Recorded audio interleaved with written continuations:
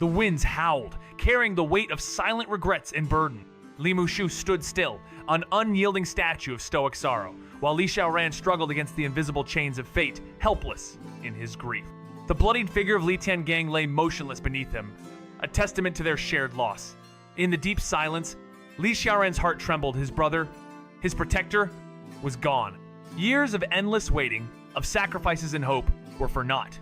But as Li Tiangang's lifeless body shuddered with life once more, it became clear, even in the face of unthinkable sorrow, the legacy of the true dragon could not be extinguished.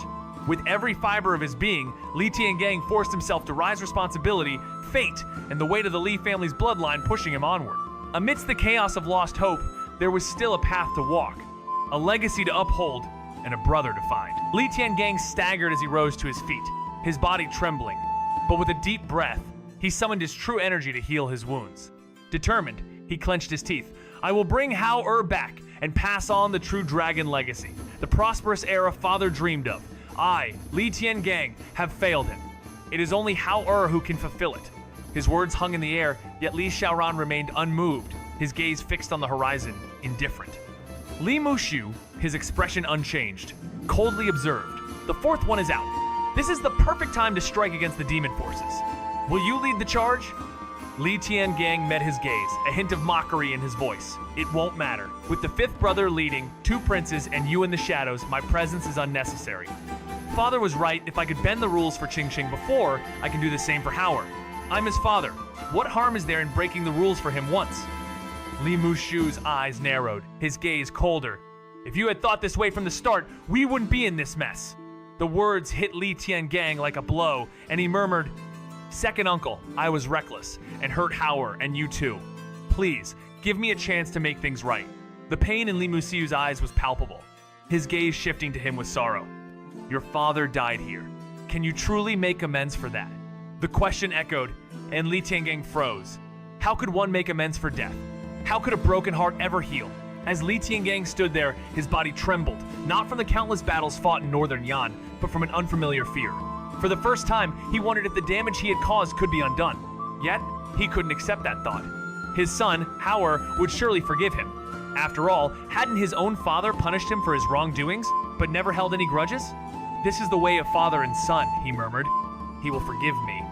But Li Mushu's words pierced through his thoughts. Your brother punished you because he cared, because he had high hopes for you. But what about Hao? Was he at fault when he was poisoned? Have you truly understood him, or even known what he loves, or where he enjoys walking in the city? His sorrowful eyes shone as he spoke. Do you even know how heavy the burden you've placed on him is?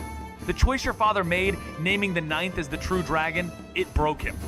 He couldn't sleep for months, burdened by the thought of his son carrying such a weight. Li Tiangang was stunned. Had his father truly been so troubled? If he had truly loved Hao, why would he have left? The child remembers even the smallest acts of kindness deep within his heart. He has seen through you long ago, far more perceptive than you ever imagined. While you treat him like a child, this boy far outshines others with his brilliance. I've treated him like an old friend. How could you overlook him and treat him with such stubbornness? Hearing Li Mushu's words, Li Tiangang's heart trembled, feeling an indescribable sensation welling up inside, as though a fearful hand was clutching his heart.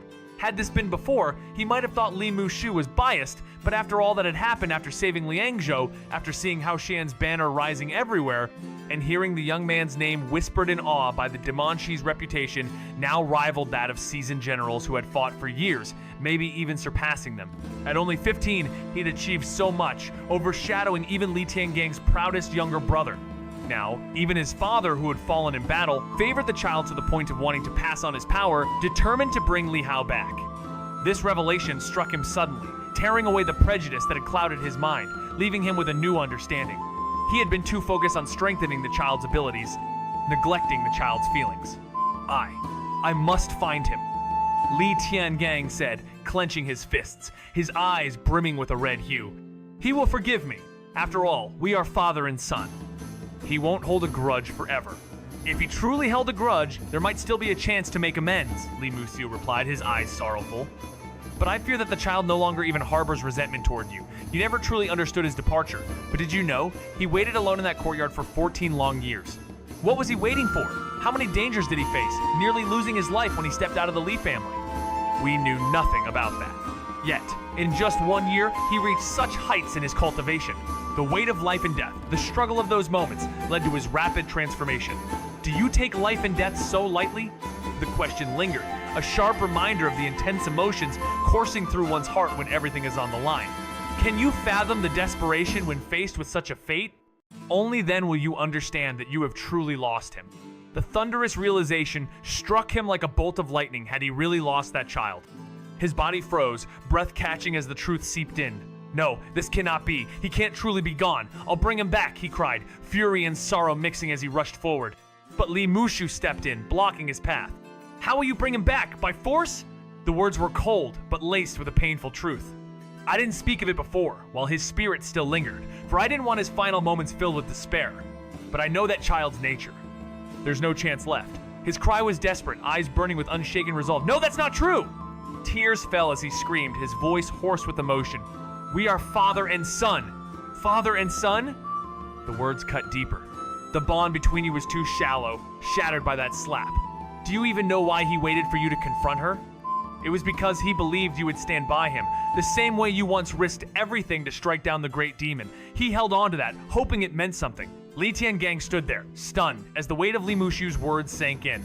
The warmth that once connected him with Hauer had been erased with a single slap, leaving nothing but the cold emptiness of regret.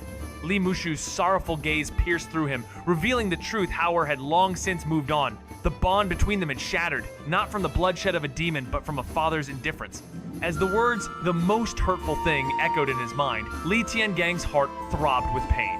His mistakes were clear now. His pride, his distance, and his refusal to see Hauer's heart. Desperation filled his eyes, and with trembling voice, he asked for redemption. But all Li Mushu could offer was silence. A painful reminder that the greatest suffering is not in not being able to do something, but in knowing you could, yet refusing to act. The passage you provided matches the tone, themes, and style of Volume 20. The Forgotten Temple of Heaven and Stone from the Li Hao series as summarized in the uploaded document. Here's how it connects. Divine versus physical trial. Li Hao, enduring the Tao domain with only his body, reflects the spiritual meets physical challenge highlighted in the temple trial, body refinement. His physique reaching 9-caste divine soldier level aligns with the volume's emphasis on transformation beyond conventional cultivation path. Temple conflict. The fight with the candle flame god and phrases like power of heaven and earth suggest this is one of the 5 sealed altars, or possibly connected to guardian of the first flame. Spiritual allegory. Li Hao's action of enduring pain yet showing no suffering paired with divine will mirrors the introspective and symbolic storytelling style noted in the volume's recommended writing technique. Likely chapter.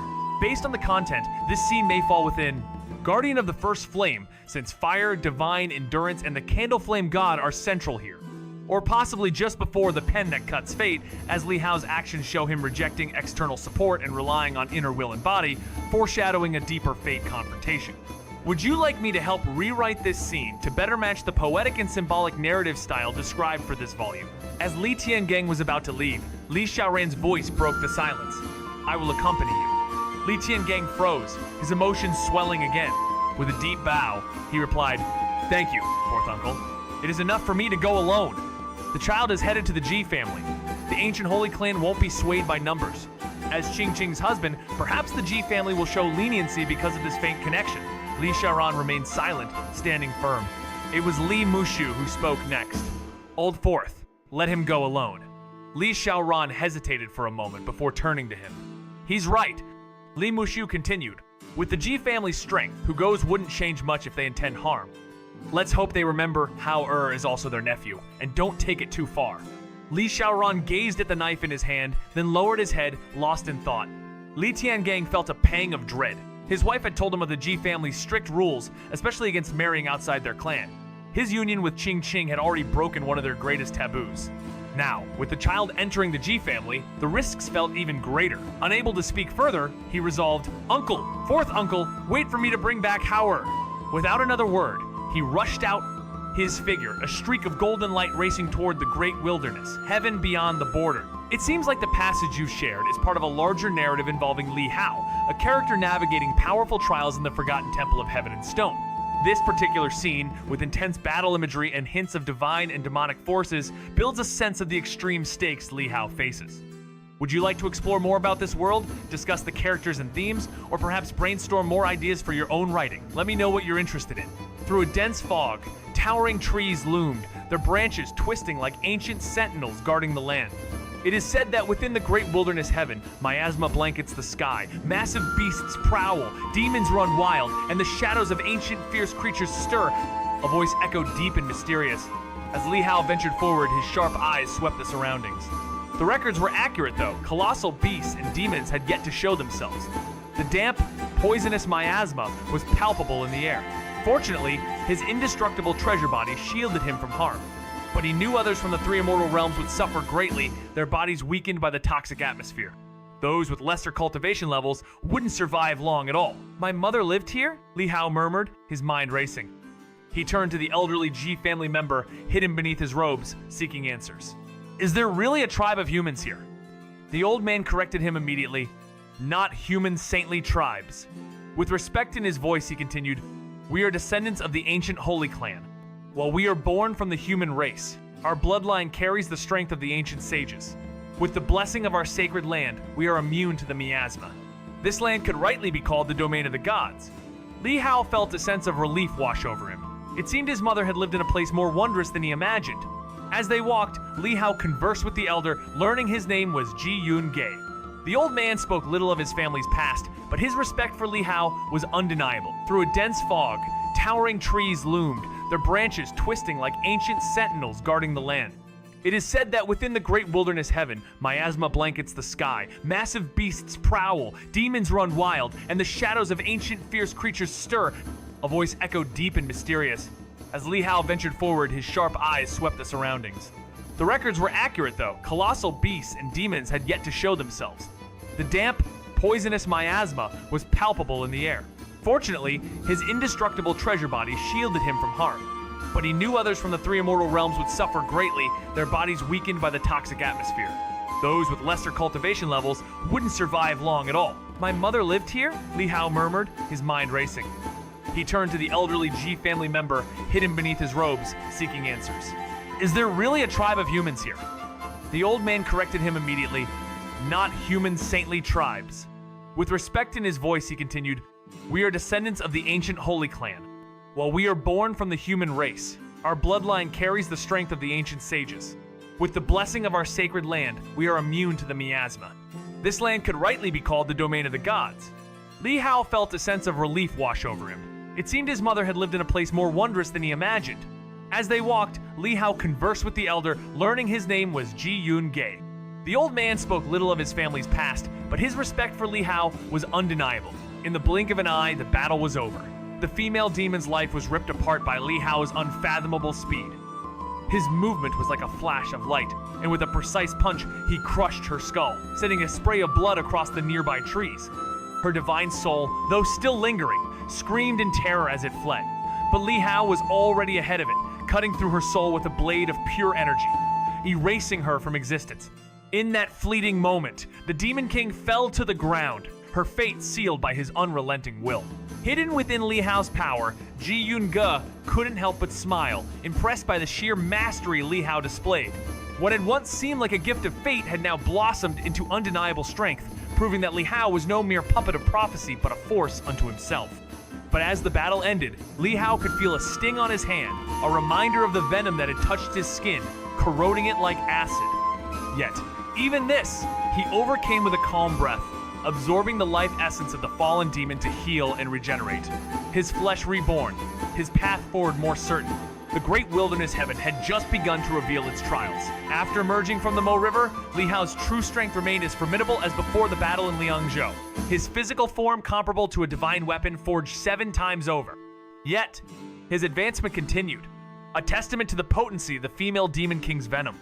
Even though his body could withstand attacks from a Demon King of the Peerless Technique realm like Lu Yuan, this demoness from the Dao Heart realm managed to draw his blood. To injure me while only at the Dao Heart realm, this must be the power of a Demon King in the great wilderness heaven, Li Hao muttered, feeling the depth of her strength. Ji Yunge, hearing these words, chuckled. An immortal of the 3 immortal realms praising an injury? That was truly defying the heavens. In the ancient Holy Clan, however, such feats were expected. While outsiders would be stunned, in the great wilderness heaven, they were simply considered impressive. Ji Yun-ge understood Li Hao's true capabilities, recognizing the prodigy even within the ancient Holy Clan. After defeating the demoness, Li Hao wasted no time and pressed forward. His myriad attributes allowed him to conceal his aura, but the sound of his movement still attracted some demons. He easily dealt with 2 more from the 3 immortal realms, defeating them with a single strike. Without any weapons, his body alone had become a divine weapon, his fists and feet capable of destroying anything in their path. As he journeyed on, he digested the memories and martial arts techniques he had absorbed from the Mo River.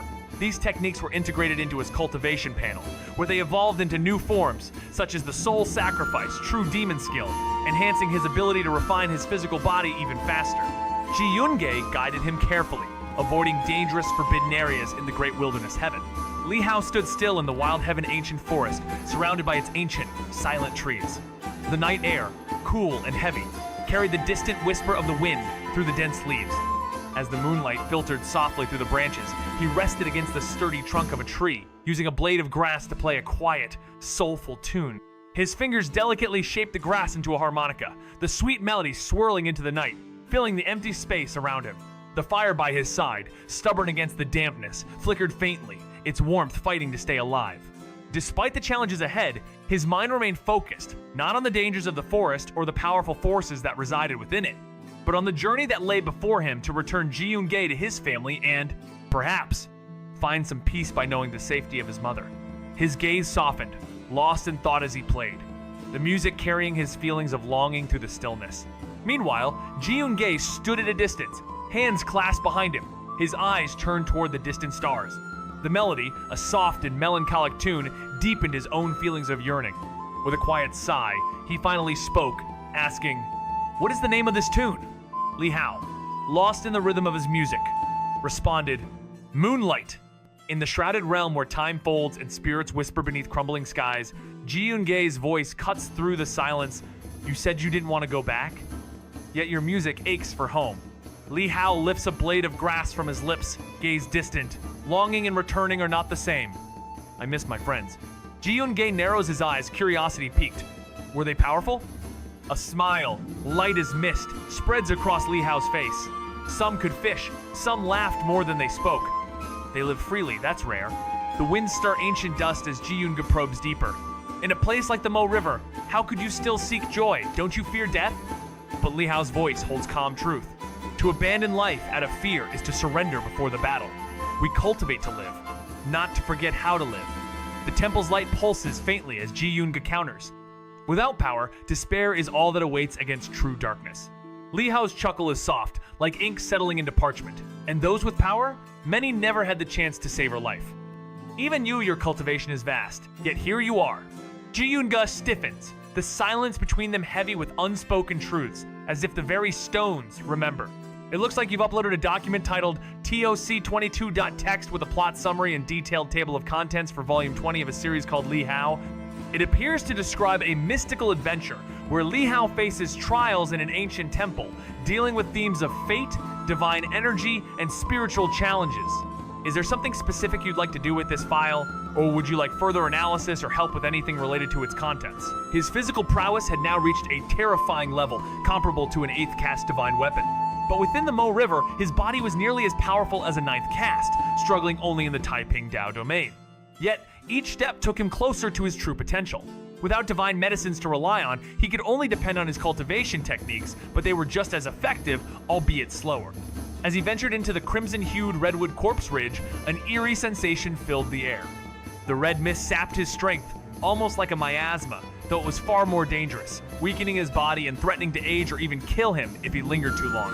Ji Yun-ge warned that the Dao domain here was the lingering essence of a fallen seeker, capable of draining chi and blood, but for someone like him, it wouldn't be lethal. Deep within, a crimson blood demon Vine King waited, its roots bound to the Dao Seeker's skeleton. Every 60 years, it produced a Dao Rhyme blood fruit, potent enough to push physical limits to the divine power stage. If he could find it, his body would ascend to new heights. Li Hao was momentarily caught off guard, unsure whether the Dao Rhyme blood fruit was truly useful to him.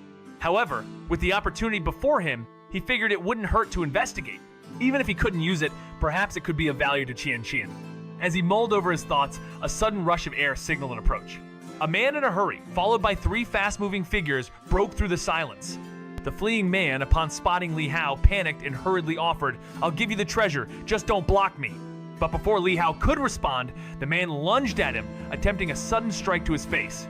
In a swift move, Li Hao caught his wrist, crushing it with a single twist. The short man howled in pain, eyes wide with fear. Li Hao, now in control, calmly questioned, "What exactly do you think you're doing?" The tension was palpable, but the situation was far from resolved. Even though Li Hao had braced himself, it was almost unnatural how effortlessly he repelled the sudden close-range strike was that truly strength from this realm. The attacker, stunned and panicked, gasped, "Are you from the Four Stands realm?" Unable to decipher the depth of Li Hao's presence. Considering his youthful appearance, even stepping into the 3 immortal realms would have been a marvel. Trembling, the short figure begged for mercy, thrusting a belt forward in desperation. "The Dao Rhyme bloodfruit is inside, spare me!" The name jolted. Li Hao Jiyunge had just spoken of this rare item, and now it appeared before him like fate manifesting. But something was off. Why offer such a treasure now, in flight, to a stranger? Sensing hidden motives, Li Hao's eyes hardened. Instead of reaching out, he clenched his fist and hurled a divine punch toward the man's head. A golden talisman ignited in the man's palm, releasing a sacred light that shimmered like a final shield, a Saint Heart talisman. Yet in that flicker of brilliance, Li Hao activated Flying Phase, extending his strike-like ink leaping across untouched parchment, slicing through the illusion of mercy with the clarity of chosen fate. The fist was already swinging when the overwhelming destructive force collided with the opponent's head, bursting it apart like a fruit. The short man's mouth hung slightly open, his final moments consumed by confusion, unable to comprehend his fate. His body ceased to function, and from the top of his skull, a divine soul tried to escape, but it was too late. The sword Qi, empowered with the hidden bow attribute, was already waiting. As the divine soul attempted to flee, it was immediately struck, splitting in 2 and then exploding into fragments like a porcupine's quills. This man, merely from the 3 immortal realms, stood no chance against Li Hao's might. In the blink of an eye, both his body and soul were eradicated, leaving only his activated Saint Heart talisman burning on his headless body. The talisman would eventually burn out, leaving nothing but a lifeless shell. 3 figures appeared, chasing after Li Hao. Seeing the short man's swift demise, they were stunned and quickly surrounded him. The leader, eyes still full of anger, scoffed, claiming the man's death was too easy, despite him being a threat to the Dao Rhyme bloodfruit. "Hand over his body or suffer the consequences," the youth demanded. The more he studied Li Hao, the more he noticed something strange. This young man didn't appear to be from the Great Wilderness Heaven, yet his cultivation level was beyond comprehension. How could someone from the lower realms possess such power? With a sudden thud, the elder launched a swift, powerful strike, his form crackling with a Dao Rhyme that made his attack unavoidable. A master from the Four Stands realm, his deep cultivation techniques made the move lightning fast. Li Hao, however, didn't dodge. The impact sent a shudder through his body, a sharp pain flaring in his back. Yet he stood firm, his indestructible treasure body rapidly healing the wound. The elder's eyes widened in disbelief, realizing that this young man, unprotected by any treasure, had taken the blow head-on. The youth and the middle-aged man both froze, their expressions shifting. Cold as ice, Li Hao moved with unnatural speed, his control over the environment suspending the headless body in the air. In a blink, he was upon the youth, who raised his sword in a desperate counterattack. The blade, a divine weapon of exceptional quality, shattered against Li Hao's fist, cutting deep and drawing blood. But the force of the blow sent the youth flying, revealing the true power of the treasure beneath his golden robesa, divine armor impervious to nearly all forces. The dark Xuanwu phantom appeared in defense, but even it couldn't stop the devastating punch. Li Hao's attack left the youth reeling, his power waning. Li Hao, with the divine light flashing in his eyes, pursued relentlessly, his footsteps growing faster. The middle-aged man, furious and enraged, brandished a primitive spear, aiming a savage thrust at Li Hao, but the latter sidestepped the attack effortlessly, using his heaven and earth traceless skill to move with lightning speed, closing in on the youth before unleashing a powerful punch. The young man, his blood boiling and fear creeping in, fought back fiercely, his powerful form seeming unstoppable, even with his divine armor. Despite this, Li Hao revealed his true strength, drawing on his 3 immortal realms cultivation. As the battle unfolded, the youth's arrogance crumbled in the face of Li Hao's overwhelming power, his sword missing its mark as Li Hao's supreme body rendered him untouchable. The devastating blow from Li Hao shattered the young man's defenses, crushing his chest and sending him flying in a painful arc, blood spilling as his body was hurled backward, defeated and broken. Thanks for sharing the file. Here's a summary of the contents from your file toc22.txt, specifically for volumes 211.220 of The Path of Dao Manhua. Volume 20 title, The Forgotten Temple of Heaven and Stone. Plot summary. Li Hao, having escaped the Soul Domain Labyrinth and forged his soul weapon, is drawn into an ancient realm known as the Forgotten Temple of Heaven and Stone. This mystical place predates the Great Sex and is infused with divine, natural, and demonic energies. Key elements. Stone of Judgment. Awakens for fated individuals who may shift the world's balance. 5 sealed altars. Each trial tests Li Hao's purity, origin of power, and moral alignment. Prophecies and reality start to blend, especially with echoes of Dragon City's fall. Table of Contents, chapters 211-220. Whispers Beneath the Sky Pillar. The 5 Sealed Altars. Guardian of the First Flame. The Second Trial. Stone Wind Valley. Mirror of the Unnamed Past. Tide of the Fallen Prayers. The Pen That Cuts Fate. Echoes of the Dragon City Collapse. The Stone of Judgment Stirs. Inheritance or Rejection. Visual and artistic suggestions. Style. Celestial, Xianxia plus Manhwa. Imagery. Floating ruins, runic lit temples, divine sky elements, mist-laced spiritual energy. Focus. Li Hao climbing ethereal steps with his golden brush. Stone of Judgment glowing and reacting. Illusion battles against past selves and regrets. Writing style recommendations. Blend mystical, introspective, and poetic narration. Time is nonlinear roost looping and recursive metaphor. Let nature speak, for example, the mist whispered truths. Replace aggressive terms with spiritual, philosophical phrases for YouTube's safe content. Zeroed. Character development. Li Hao. Mental age. Spiritually maturing, approximate late 1820. Soul weapon. Can now record destinies. Challenge. Inherited destiny versus chosen path. Appearance. Divine aura. Script flowing from his hands. Symbolism. Ink merging with veins shows sacrifice and destiny integration. If you'd like help turning this into formatted chapters, script writing, or AI-generated illustrations based on these descriptions, let me know. The old guardians arrived. Dread etched across their face show. Could the young heir, clad in divine armor, still be this gravely wounded? But Li Hao stood unfazed, raising his hand as sword energy flooded the void, drawing on the heaven and earth vein to summon a storm of sword chi. From that, chaos rose 2 colossal sword dragons, roaring as they surged toward the men. Panic flashed in their eyes, defenses hastily summoned. Yet the elder, consumed by fury at seeing his young master near death, roared to halt Li Hao's strike, activating his own divine armor. A shimmering sword phantom swirled to shield him, deflecting the violent tide, but even so, countless threads of sword chi pierced through, one striking deep into his core. He froze, seized by a force dragging him toward the abyss, his strength evaporating as if time itself had turned against him. Terrified, he reached for his life-reversing power, a trump card meant to protect the young heir but now spent on his own fading soul. In a burst of desperate energy, his divine soul tore free and fled into the distance, vanishing like ink scattered by a celestial wind. Perhaps because of the influence of reversing fate, the elder's mind was now filled only with an overwhelming fear of death, causing him to forget the young master. The sword chi chased after him but missed, allowing the elder to escape. Li Hao frowned slightly but didn't pursue. With his current strength, he was still not able to contend with destiny. He turned his attention back to the young man, throwing punch after punch. The young man wielded his sword to defend, exploding with a tremendous aura, but Li Hao disrupted it with 2 punches, and all the rest landed upon the young man's body, his head. I am from thee. Soon, the young man's body was battered into a bloody mess, his flesh unrecognizable, and his divine soul, trapped in his body by Li Hao, was pulverized along with it. Before his death, the young man couldn't even utter a complete sentence, and this talent from the ancient Holy Clan fell. Surrounded by the sword dragons, the middle-aged man watched this scene with utmost dread. Although their young master was only one of many in the Qin family, and his talent was not at the pinnacle, only above average, he should not have been killed so easily. Moreover, the one who killed the young master was just a youth. Could it be that he was a top prodigy from another ancient Holy Clan? You are doomed! The middle-aged man was terrified, his eyes revealing a color of fear. He couldn't imagine the fury of the young master's older brother if he found out that his younger brother, who had chased after the Dao Rhyme blood fruit, was killed here!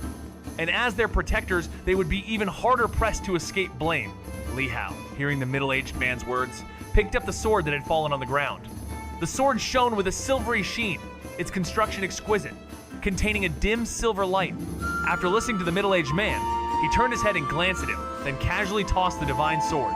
With a flash, the sword's blade cut through the air, piercing the sea of swords and heading straight for the middle-aged man's head. Alarmed, he quickly drew a Sacred Heart talisman and burned it, enveloping himself in a dark, protective shield.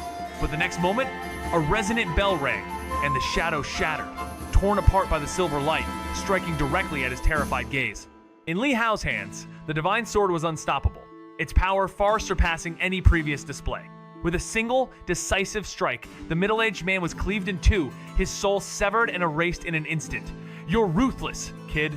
Ji Yun-gei's voice echoed, hidden within Li Hao's presence, her smile evident as she watched the young Qin descendant fall.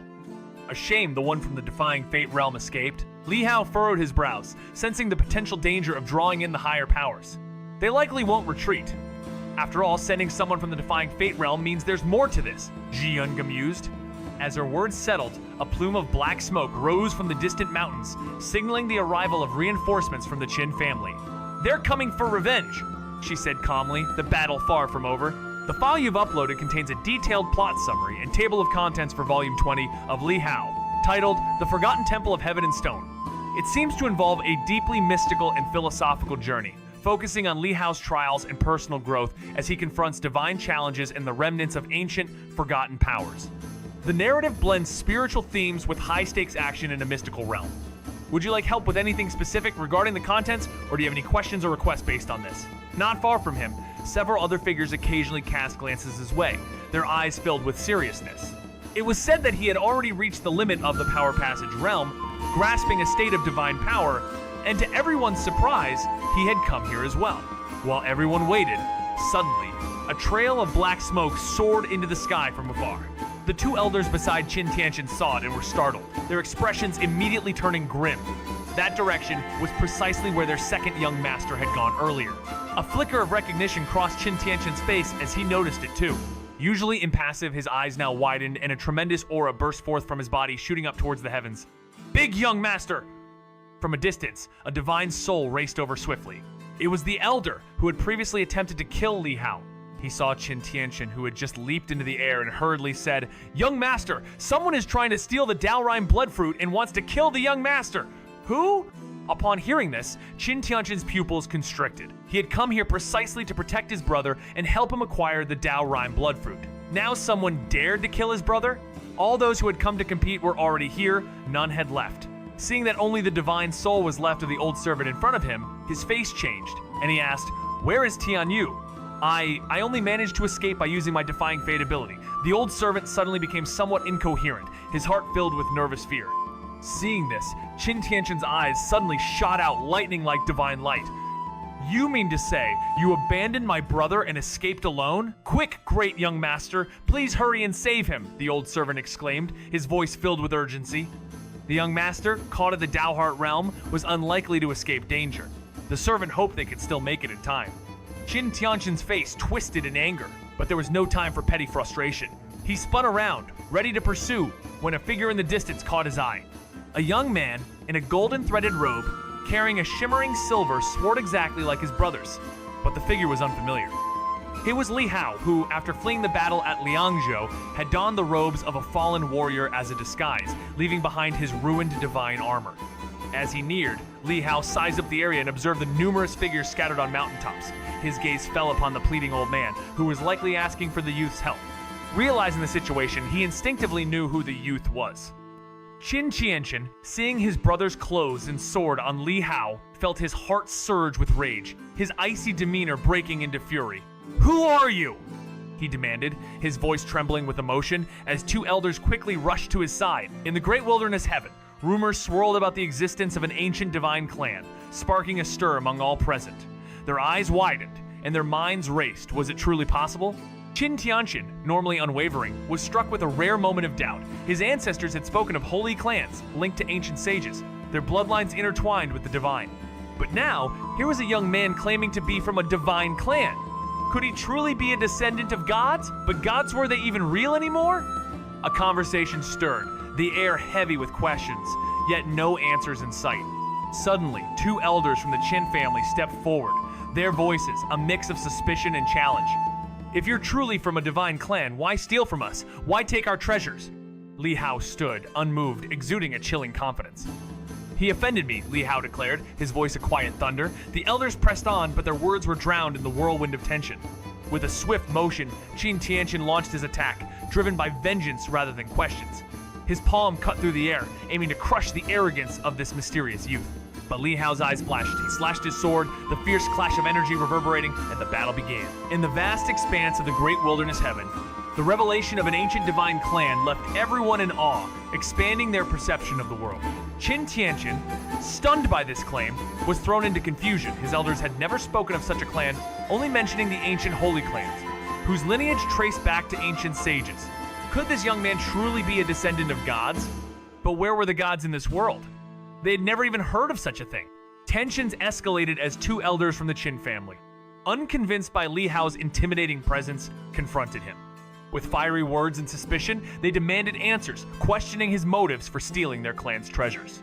Li Hao, standing tall with a feigned arrogance, retorted that he spared no mercy on those who wronged him. The battle ignited as Qin Tianqian, consumed by vengeance for his fallen brother, attacked without hesitation. His fierce assault was met with Li Hao's swift counter, as both warriors clashed in a moment of intense power and fury. Sword chi erupted, spilling over Qin Tianqian's palm like a silver dragon. His palm, as smooth as glazed gemstone, met the sword light without resistance, its edge seeming to slide off as though it had encountered an immovable force. In a split second, Qin's palm shot forward, aiming for Li Hao's face. But Li Hao was ready. His eyes burned with anger as he unleashed the full might of his painting, summoning a terrifying aura. The force of his attack was overwhelming, like the roar of a tiger and the rise of a dragon from the depths of the sea. The tiger press and the blood sea fierce Jiao painting combined, a shocking power that forced Qin Tianqian to hesitate. Taking advantage of the moment, Li Hao retaliated with a punch, striking Qin's palm with an explosion of force that sent them both flying hundreds of meters apart. The combat was brief but fierce, each warrior feeling the other's strength. Is that the Qin family's peerless technique? A movement that fast? Teleportation? The onlookers murmured in awe, witnessing Qin Tianqian's afterimage, still vivid as if it had a life of its own. But then, Li Hao's strike brought the illusion to an end. Qin's palm throbbed from the impact, a numbness creeping in. He narrowed his eyes, realizing the youth before him was more formidable than he had anticipated, confirming the old servant's fate had not been a fluke. In a realm where power and fate collide, Li Hao faces the overwhelming might of his opponent, Qin Tianqian, whose movement techniques defy the very laws of space and time. As they clash in a battle of wills, Qin's afterimages overwhelm the air, each sword swing echoing with deadly precision. But Li Hao, his focus unwavering, counters with an advanced technique, evading the storm of swords and locking onto his true opponent. The tension is palpable as the battle shifts, the heavens themselves seemingly trembling beneath the force of their confrontation. With a flash of his blade, Li Hao unleashes the Reincarnation sword skill, shaking the very fabric of reality, pushing his limits and revealing the true depth of his cultivation. The battle becomes a test not only of strength but of the soul itself as the two forces collide in a moment of fate-altering intensity. The sword combined two intense sword intents, exploding with the force of condensed auroras, arriving before Qin Tianqian in an instant. His pupils narrowed in shock as he had never anticipated that Li Hao could see through his true form. Fueled by rage, Qin Tianqian swung his sword with fury. In a flash, the frosty sword chi erupted, scattering like a vortex, the remaining force shredding his treasure garment. His many phantoms vanished in an instant, their attacks completely missing their mark. Before anyone could react, Li Hao had already pushed Qin Tianqian back with a single sword strike. Gasps of disbelief filled the air, as spectators struggled to comprehend what they had just witnessed. Who was this youth who had bested Qin Tianqian with such ease? His movement techniques seemed to embody a long-lost, peerless art from an ancient sage, showing exceptional talent and mastery over the three immortal realms.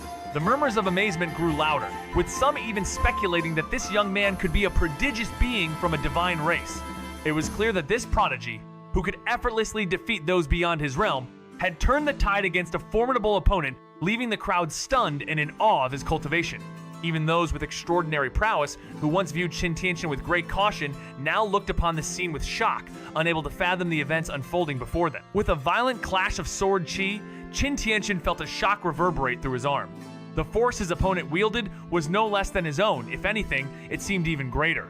This young warrior was far stronger than the Demon King beast he had slain. "Young master, Two elders rushed to assist, but Qin Tianqian's roar stopped them cold. His eyes blazed with divine light, and an immense aura erupted from his being, transforming his appearance in an instant. His hair gleamed gold, his power surged, and his body radiated a golden divine glow. "He's in divine power state," the onlookers gasped, recognizing the manifestation of the extreme realm.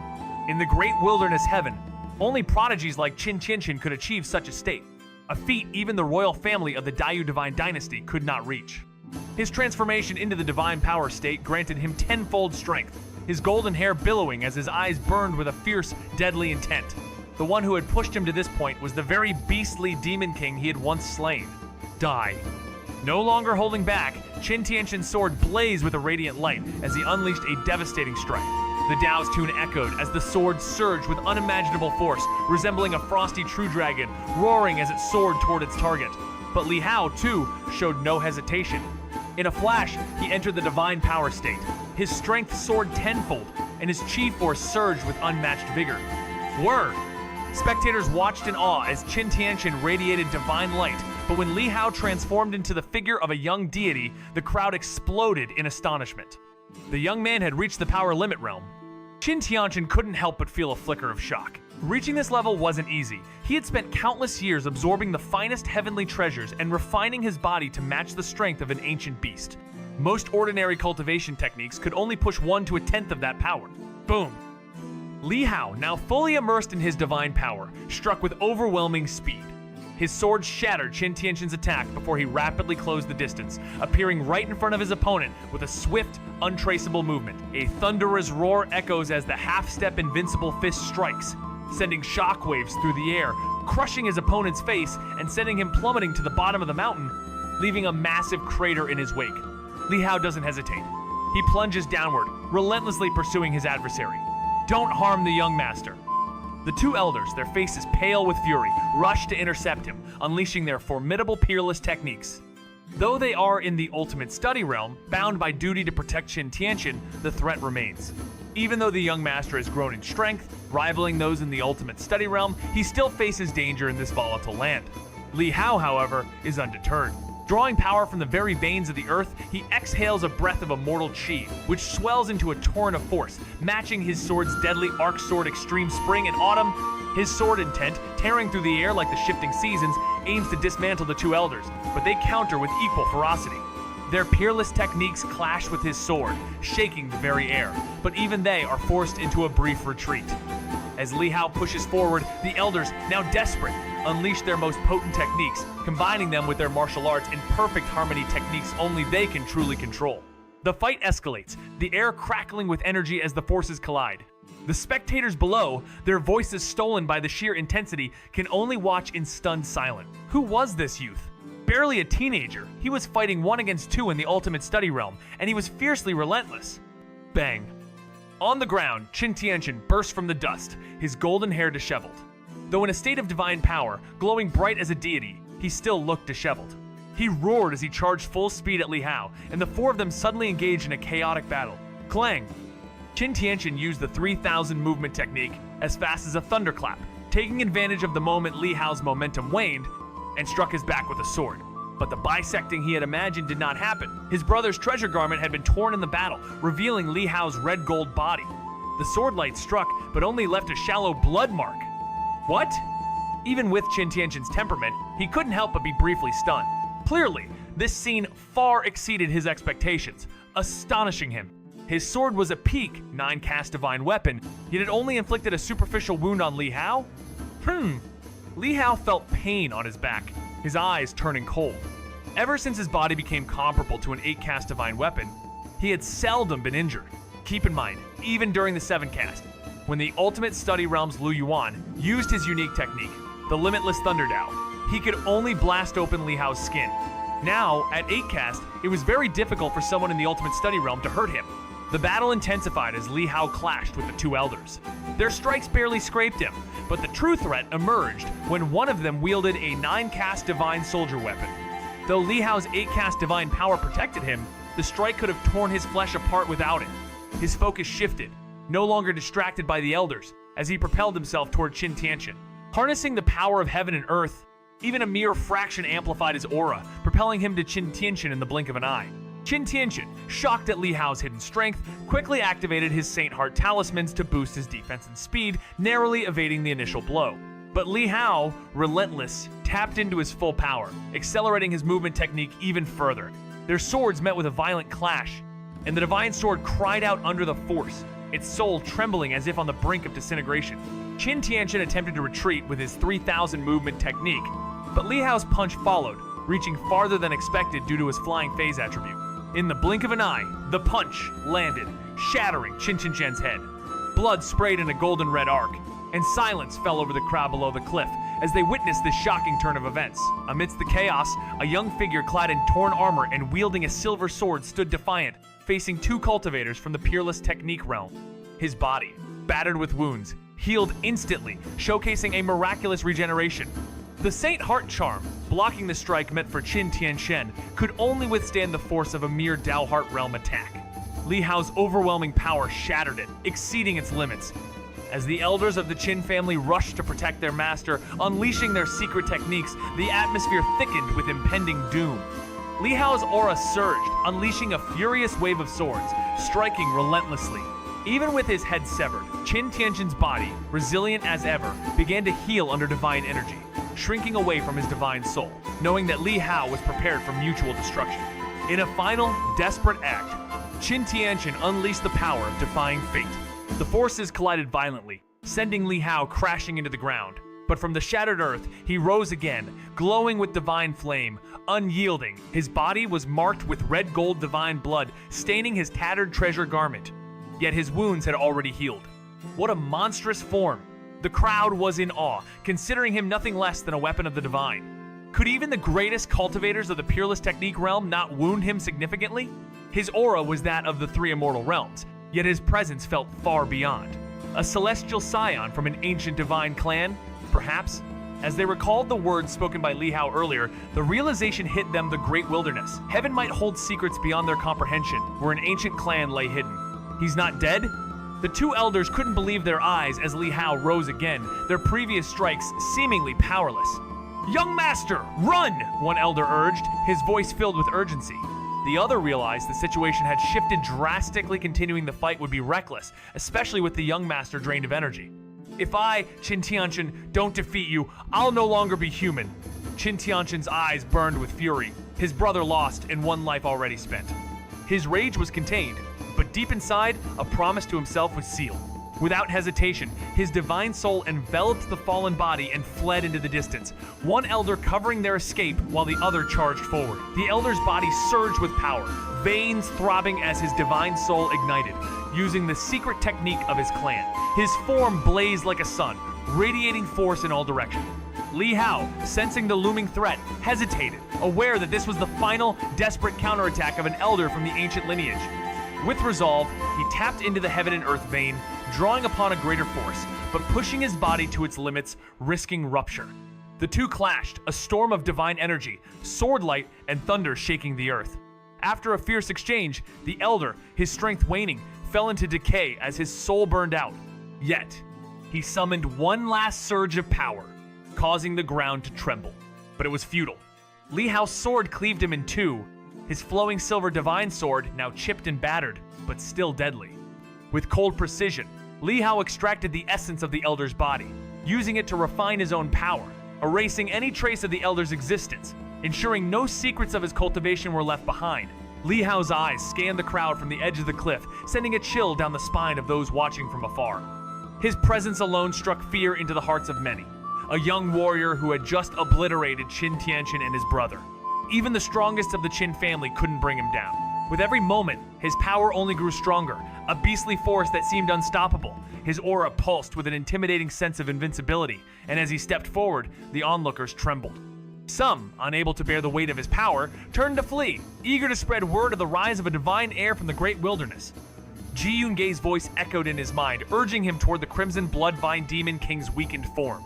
As he stood before the cliff, his gaze locked on the lifeless vine, and despite the growing tension, no one dared to act. The youth's identity as a divine being from the great wilderness made even the boldest hesitate. Unheard of. If a mere youth from that divine clan is already this formidable, what could the terrifying power of the elders behind him be like? As the crowd remained still, Li Hao wasted no time and extended his power into the cave with mastery. Inside, a massive, blood-red vine lay motionless beside the crimson blood vine Demon King's thick vine. Sensing his presence, the vine stirred, twisting like a venomous serpent, and a voice echoed in Li Hao's mind, "Young man, please spare my blood form. Consume my main body instead. Its power is just as potent. I only wish to escape."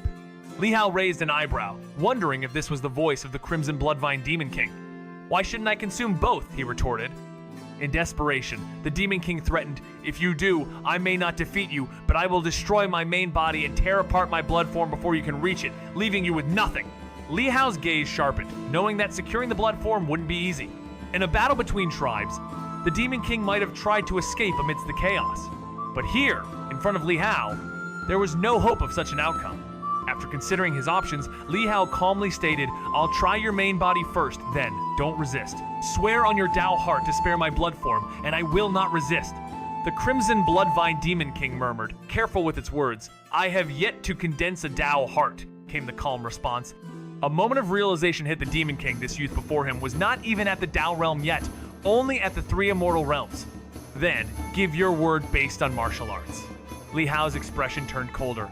"You're talking too much. You aren't in a position to make demands. If you prefer, we can fight. I'm not tired," he shot back. The Demon King hesitated. It knew it had no chance against the youth after witnessing his earlier battle. "You have my word." Reluctantly, the Demon King agreed. Without another word, Li Hao summoned his power, pulling the main body of the Demon King toward him. He immediately used the soul sacrifice true demon skill to refine the body. In a desperate bid for survival, the Demon King transferred its soul into its secondary blood form, its only hope being to break free from the Redwood Corpse Ridge's binding. Its primary body, nourished by the blood of a Dao Realm Seeker, was bound to the ridge, and only through rebirth could it hope to escape. The Crimson Bloodvine Demon King showed no resistance at all, its form utterly devoured by the youth. "Such brutality! He's consuming its very essence," whispered those watching from afar. The technique was strange. Was this truly the work of someone from a divine lineage, or was it more fitting to call him a demon? The observers felt a chill as the youth consumed the Demon King's essence, leaving no trace behind. As the last of the blood essence was absorbed, the youth, Li Hao, felt an overwhelming surge of power, his body burning with renewed vitality, his weariness vanishing completely. His physical form felt stronger, yet now was not the time to cultivate. His gaze shifted toward the cave. "I'm full, and now I leave," he said coldly. But the Demon King called out, surprised by the decision to let it go. "Wait!" it cried telepathically. Li Hao paused. "Changing your mind?" he asked. "Take me with you," the Demon King pleaded. Li Hao raised an eyebrow, looking around at the others. "Afraid of dying, are you?" he mused, before turning to leave. "You can follow me, but there will be an extra charge." "What's that supposed to mean?" "It means you'll need to give me something in return." The Crimson Bloodvine Demon King weakly muttered, its voice trembling. It recalled the terrifying sight of Li Hao devouring its main body. The youth was undeniably fierce, yet there was something in his demeanor, an unspoken compassion, that made the demon realize it had an opportunity. This fierce youth might actually be persuaded to stay. "Deal," Li Hao replied coolly. "Now hurry up and get out of the cave. The one before has escaped. Don't take too long. He's gone to get reinforcements." "Okay." With that, the demon shot out of the cave in a flash of crimson, its form twisting and contracting until it was reduced to a small, withered vine wrapped around Li Hao's arm. The glow faded, signaling its submission.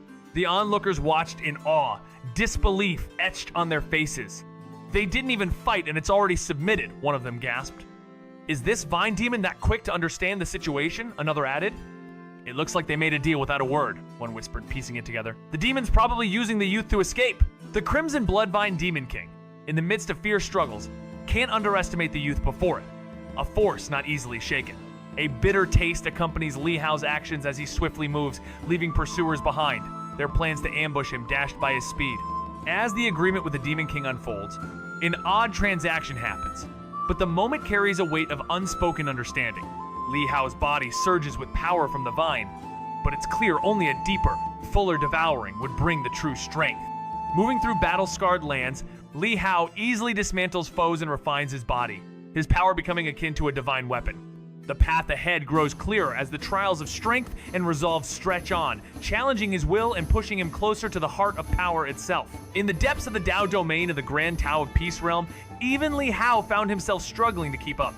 A mysterious figure, the Crimson Bloodvine Demon King, reached out with a tendril, gently touching his arm, and asked timidly, "Benefactor, may I continue to follow you?" Li Hao was taken aback. How had it grown so attached to him in such a short time? The Demon King seemed afraid, not of him, but of the dangers lurking outside. With a reluctant but understanding tone, Li Hao agreed to protect it, though with one condition: "I'll be collecting interest every day." The Demon King hesitated but agreed without a second thought, and with a playful air, it mimicked a pinky promise. "Is it necessary to pinky promise to keep an agreement?" it asked, extending a vine to form a little finger. Li Hao, with a smirk, responded, "Sometimes, even a pinky swear doesn't hold true." The Demon King, confused, wondered aloud, "Do you think I'm treacherous just because I'm a demon?"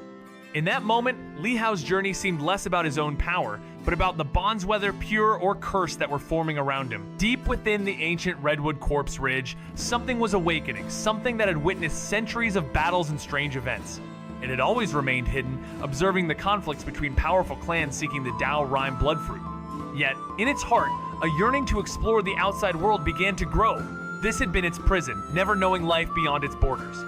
The mention of the Ji family bloodline by a mysterious youth stirred its curiosity. Could it be that the Ji family was linked to the legendary ancient divine clan? This revelation filled it with excitement and intrigue. The realization that even powerful figures like the Li family could trace their lineage to ancient divine powers sent a ripple of wonder through its core. Each conversation, each secret, unlocked pieces of a grander puzzle that could reshape the very understanding of power, destiny, and bloodlines. Would it finally break free from its eternal confinement? Ji Yun-gei's eyes narrowed, a knowing smile tugging at his lips as he recalled the farewell scene from before. At the time, it seemed strange, but he didn't pay it much attention. Now, it all made sense.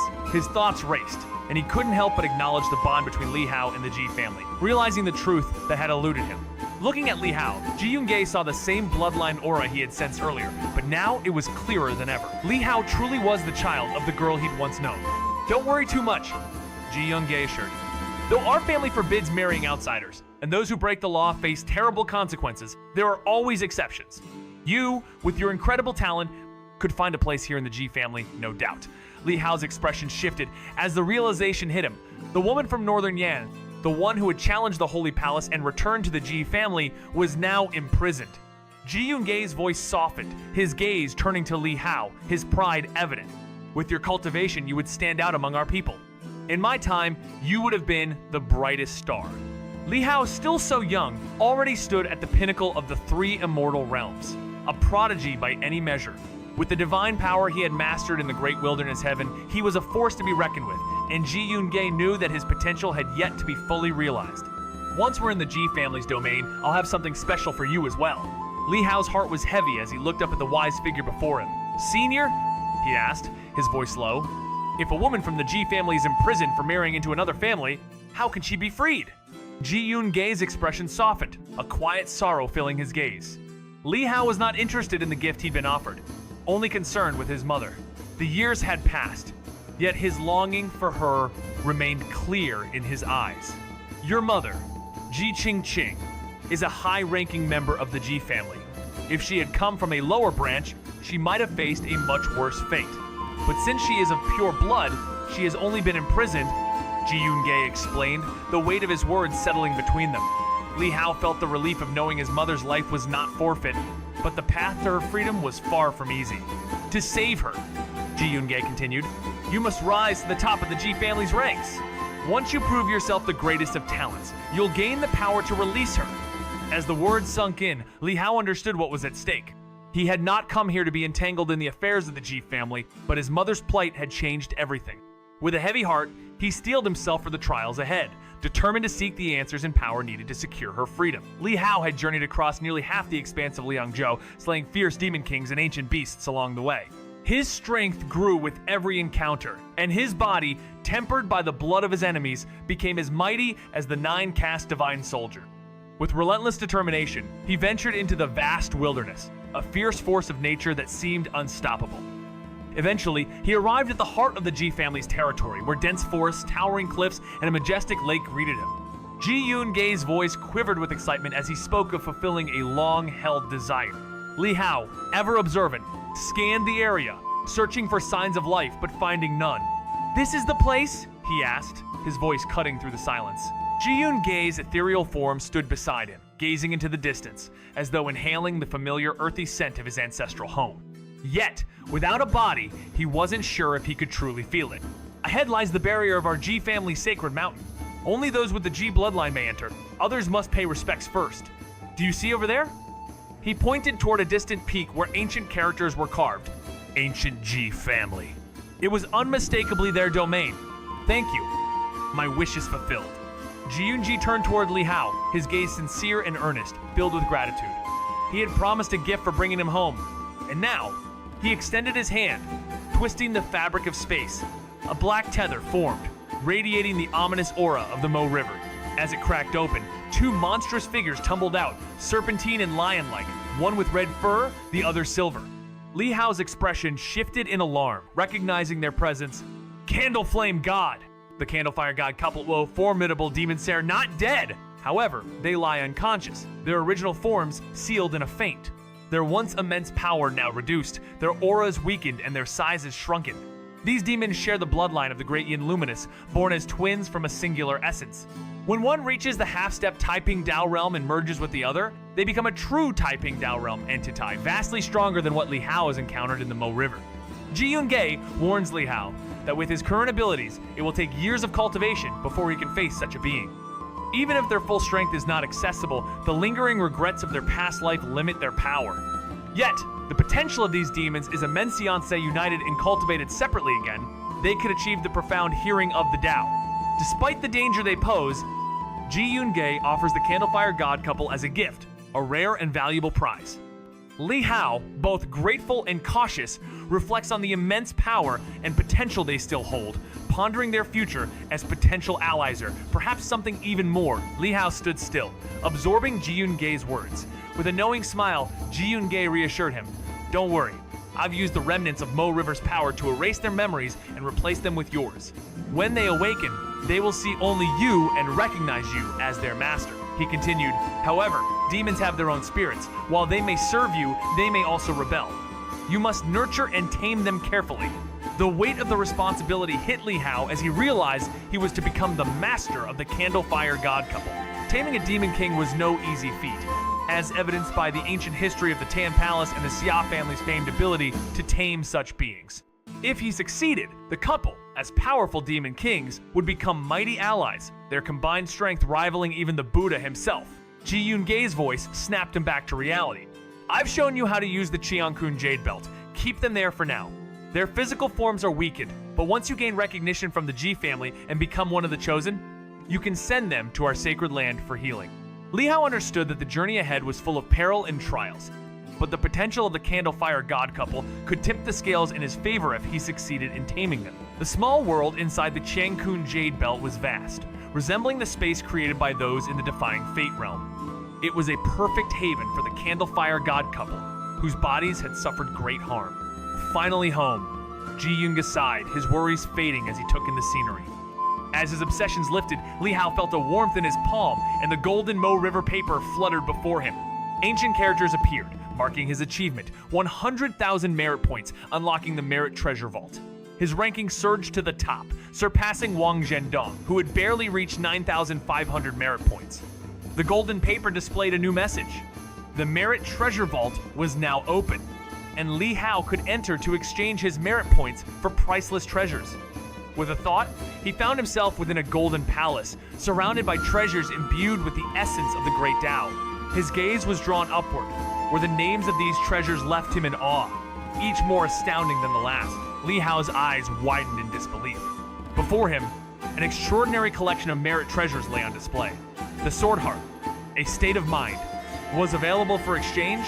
The Defying Fate power, a rare ability of only the mightiest beings, could be acquired with just 10,000 merit points, and even the Divine States, including Power Limit Realm and Divine Power, were within reach.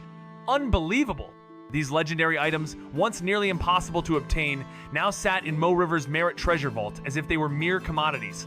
Word spread across the Dayu Divine Dynasty like wildfire when Li Hao unlocked the vault, sending waves of shock throughout the land.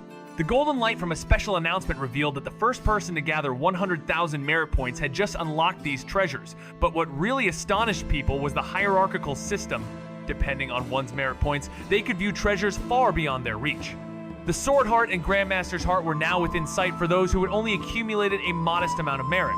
But with higher points, even rarer treasures emerged, sparking desire and curiosity in every corner of the realm. The line between dreams and reality was thinning, and destiny seemed to have a new path to follow. The realm of mind and weapon intertwines, where merely catching a glimpse of these mystical hearts leaves onlookers in awe. From Sword Heart to Knife Heart and Spear Heart, these state of minds embody the pinnacle of martial mastery. Once a privilege only for those with exceptional aptitude, these secrets were tightly guarded. Now, they can be directly exchanged, shocking many. The Grandmaster's Heart, once an unattainable level for most, remains the ultimate goal for countless cultivators. Despite vast resources, many remain stuck in their path, unable to break through the Celestial Master Realm. However, the Merit Treasure Vault offers new hope, with the chance to trade for Grandmaster's Hearts. This revelation sparks an uproar in the Dayu Divine Dynasty, where noble scions and martial families clamor to understand this unexpected opportunity. A treasure trove, some exclaim, their hopes rising, while others wonder if stacking Grandmaster's Hearts might transform one into a true Super Grandmaster. Meanwhile, the Emperor of the Holy City sits steadfast in his court, unaware of the storm brewing outside. At this moment, the court was abuzz with discussions about the merits for governance in Liangzhou. A civil official was presenting his report when, suddenly, there was a wave of exclamations. The official's heart skipped a beat, fearing he'd misspoken or chosen the wrong side. But when he looked up, he saw golden lights shimmering on both sides of the court. The Mo River had been a significant part of the Dayu Divine Dynasty for over 2,000 years, and its influence had been growing, especially in the last 8 centuries. What began as a manageable issue in the frontiers had expanded and intensified. The Wang family, responsible for guarding the Mo River, had used this task as a symbol of loyalty. Many ministers, eager to show their allegiance, went to the Mo River to obtain their gold papers, which could be presented to prove their loyalty and benevolence. However, the latest twist had stunned everyone. The Merit Treasure Vault was now open, and someone had surpassed the coveted 10,000 merits mark. But who could it be? Wang Zhendong was close, yet no one expected a new name to rise to the top. The name was Chong Er, and it was unfamiliar to everyone in the court. Shock and confusion spread like wildfire as everyone exchanged bewildered glances, trying to understand who this mysterious figure was. In the midst of a tense silence, the officials surnamed Wang were left dumbfounded. The Mo River, a name that struck fear into even the bravest, had been surpassed by someone whose name didn't even bear their family's. This was a shocking first. The merit list, once a symbol of status, now held more than just rankings. The Mo River, with its dangers and elusive promises, was an insurmountable challenge, even for the Sword Saints and Blade Saints, who would rather face demonic beasts than venture near its perilous waters. In contrast, slaying demons brought fame and official titles, with rewards vastly different from what the Mo River could offer. Emperor Yu, seated upon his dragon throne, couldn't believe his eyes either. The appearance of a merit treasure vault was unprecedented, and its significance weighed heavily on him. Within its depths, a breathtaking palace of merit treasures revealed itself, each offering unimaginable power, such as the Sword Heart and the power of defying fate, both rare and coveted abilities. As the Emperor pondered, he realized how profoundly this vault would reshape the future, raising the Dayu Divine Dynasty to new heights in the centuries to come. Yet, the cost was steeped in 1,000 points of merit could unlock a chance to defy fate, but accumulating such points required unimaginable feats. As he reflected on the potential for talent born of such challenges, he couldn't help but think of Li Hao, whose fate was intertwined with this grand turn of events, uncertain of what path lay ahead for him. As Zhendong nears 10,000 merit points, a new world of treasures worth 100,000 merit points becomes tantalizingly close. The moment he reaches this milestone, he will glimpse these treasures, eagerly awaited by all. Emperor Yu, with thousands of merit points himself, can only see treasures worth around 10,000. But as more people accumulate merit, the lower tier treasures will soon be gathered and listed by the Tianji Tower, leaving the high value ones in suspense. Zhendong's breakthrough promises an unprecedented discovery, a moment that could change the course of the empire. Meanwhile, the Mo River, once neglected, is now at the center of attention with the possibility of drawing martial artists from all corners, eager for the rewards. This sudden influx could shift the power balance, possibly restoring the Wang family to its former glory. But with it comes the inevitable turbulence of military reorganization. Emperor Yu envisions a prosperous future for the Dayu Divine Dynasty, with countless talents rising and the Mo rivers cleared. The court buzzes with discussion, as the Merit Treasure Vault holds the key to unlocking both riches and challenges. Amidst the turmoil, opportunities for both gain and loss are sure to emerge. Congratulations to your majesty, the national fortune of our empire is about to rise once more. At that moment, the clever civil servants were the first to offer their congratulations. Soon, realizing the significance, the others joined in, their voices loud and full of praise. Emperor Yu regained his composure, a smile on his lips as he asked, "My ministers, does anyone know the identity of this mysterious bug too?" The court officials exchanged puzzled glances. One official, from the Wang family, stepped forward, his lineage being a lesser branch that had emerged centuries ago. With respect, he replied, "Your Majesty, this name seems unusual, perhaps a code name. I noticed their merit is precisely 100,001, which suggests they may have cleared a Ming Domain level Mo River in a single go." Another official nearby agreed, "Indeed, no one in our dynasty has cleared a Ming Domain level Mo River in hundreds of years." The Wang family's ancestor had done so once, but only received 10,000 points of merit. "Clearing a Ming Domain level Mo River is already an extraordinary feat," someone added. "I can only imagine how difficult it must be to clear it. This person is likely not from the Wang family, or they would have used their surname," another speculated. "Perhaps they aren't from any Divine General Mansion either, but rather a wandering, powerful individual." The courtiers whispered among themselves. It was rare for someone from a Divine General Mansion to not use their surname, as it was a mark of honor and respect. Emperor Yu's gaze turned inward, considering someone in his mind. However, without any concrete news from that side, he couldn't be certain. "I hereby issue an imperial decree," the Emperor declared, his voice commanding. "Let this bug too come forward for an audience. If their conduct is without fault, they shall be given the title of Divine General and appointed as a first-rank duke." The words echoed in the hall, and a ripple of excitement spread through the crowd. The status of a Divine General? In the grand history of the Dayu Divine Dynasty, the appointment of a Divine General has been an event of monumental significance. No one has risen to such a prestigious rank since the ancestors were granted the title, not even the revered Li family, who once saved Liangzhou. Yet now, an unknown individual, Bug 2, is bestowed the title of Divine General, instantly becoming a first-rank Dukian honor that elevates him to a position of unparalleled power. This promotion places him on equal footing with the most respected ancestors of the 5 Divine General Mansions. An achievement even Li Hao, who single-handedly defeated 7 Demon Kings and saved millions, has yet to match. Although his heroic acts led to his own prestigious title of second-rank Duke, it was still a subject of debate. But now, with the Emperor's decisive action, all questions were silenced, and the halls were filled with congratulations. The Emperor's decree was more than just a reward for a province, it was a national shift, a change in the very fabric of fate. It was a sign that this individual's journey had only just begun, one that could alter the course of history. In the grand history of the Dayu Divine Dynasty, the appointment of a Divine General has been an event of monumental significance. No one has risen to such a prestigious rank since the ancestors were granted the title, not even the revered Li family, who once saved Liangzhou. Yet now, an unknown individual, Bug 2, is bestowed the title of Divine General, instantly becoming a first-rank Dukian honor that elevates him to a position of unparalleled power. This promotion places him on equal footing with the most respected ancestors of the 5 Divine General Mansions. An achievement even Li Hao, who single-handedly defeated 7 Demon Kings and saved millions, has yet to match. Although his heroic acts led to his own prestigious title of second-rank Duke, it was still a subject of debate. But now, with the Emperor's decisive action, all questions were silenced, and the halls were filled with congratulations. The Emperor's decree was more than just a reward for a province, it was a national shift, a change in the very fabric of fate. It was a sign that this individual's journey had only just begun, one that could alter the course of history. The Merit Treasure Vault's sudden appearance and the imperial edict sent from the capital shook the world to its core. The name Chong-Er spread like wildfire, and people everywhere from restaurants to military homes were consumed by speculations.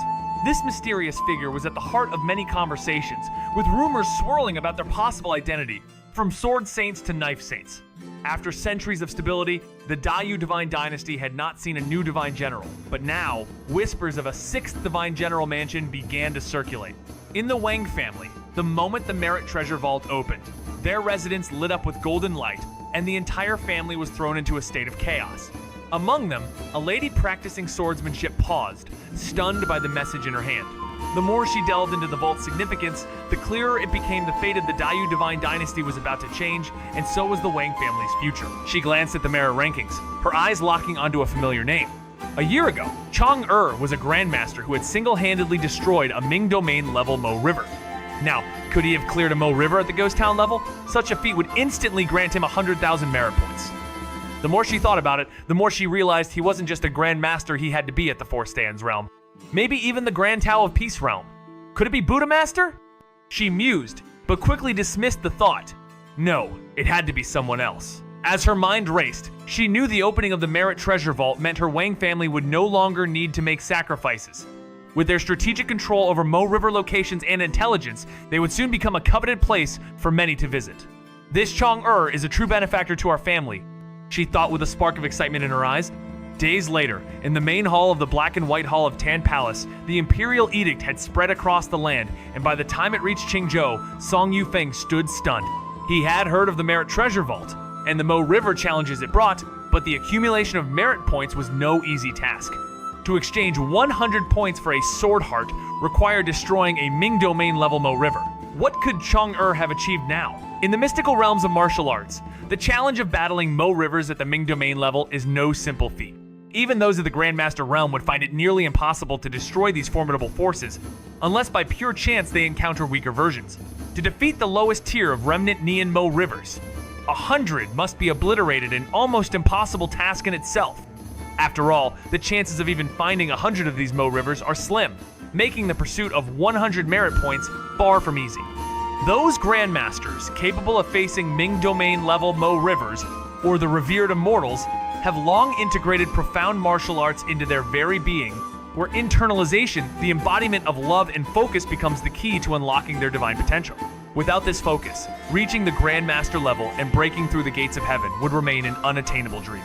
For those daring enough to venture into Mo Rivers at the Ghost Town level, the stakes are even higher, with only 1,000 merit points to be gained from destruction, and the journey itself fraught with peril.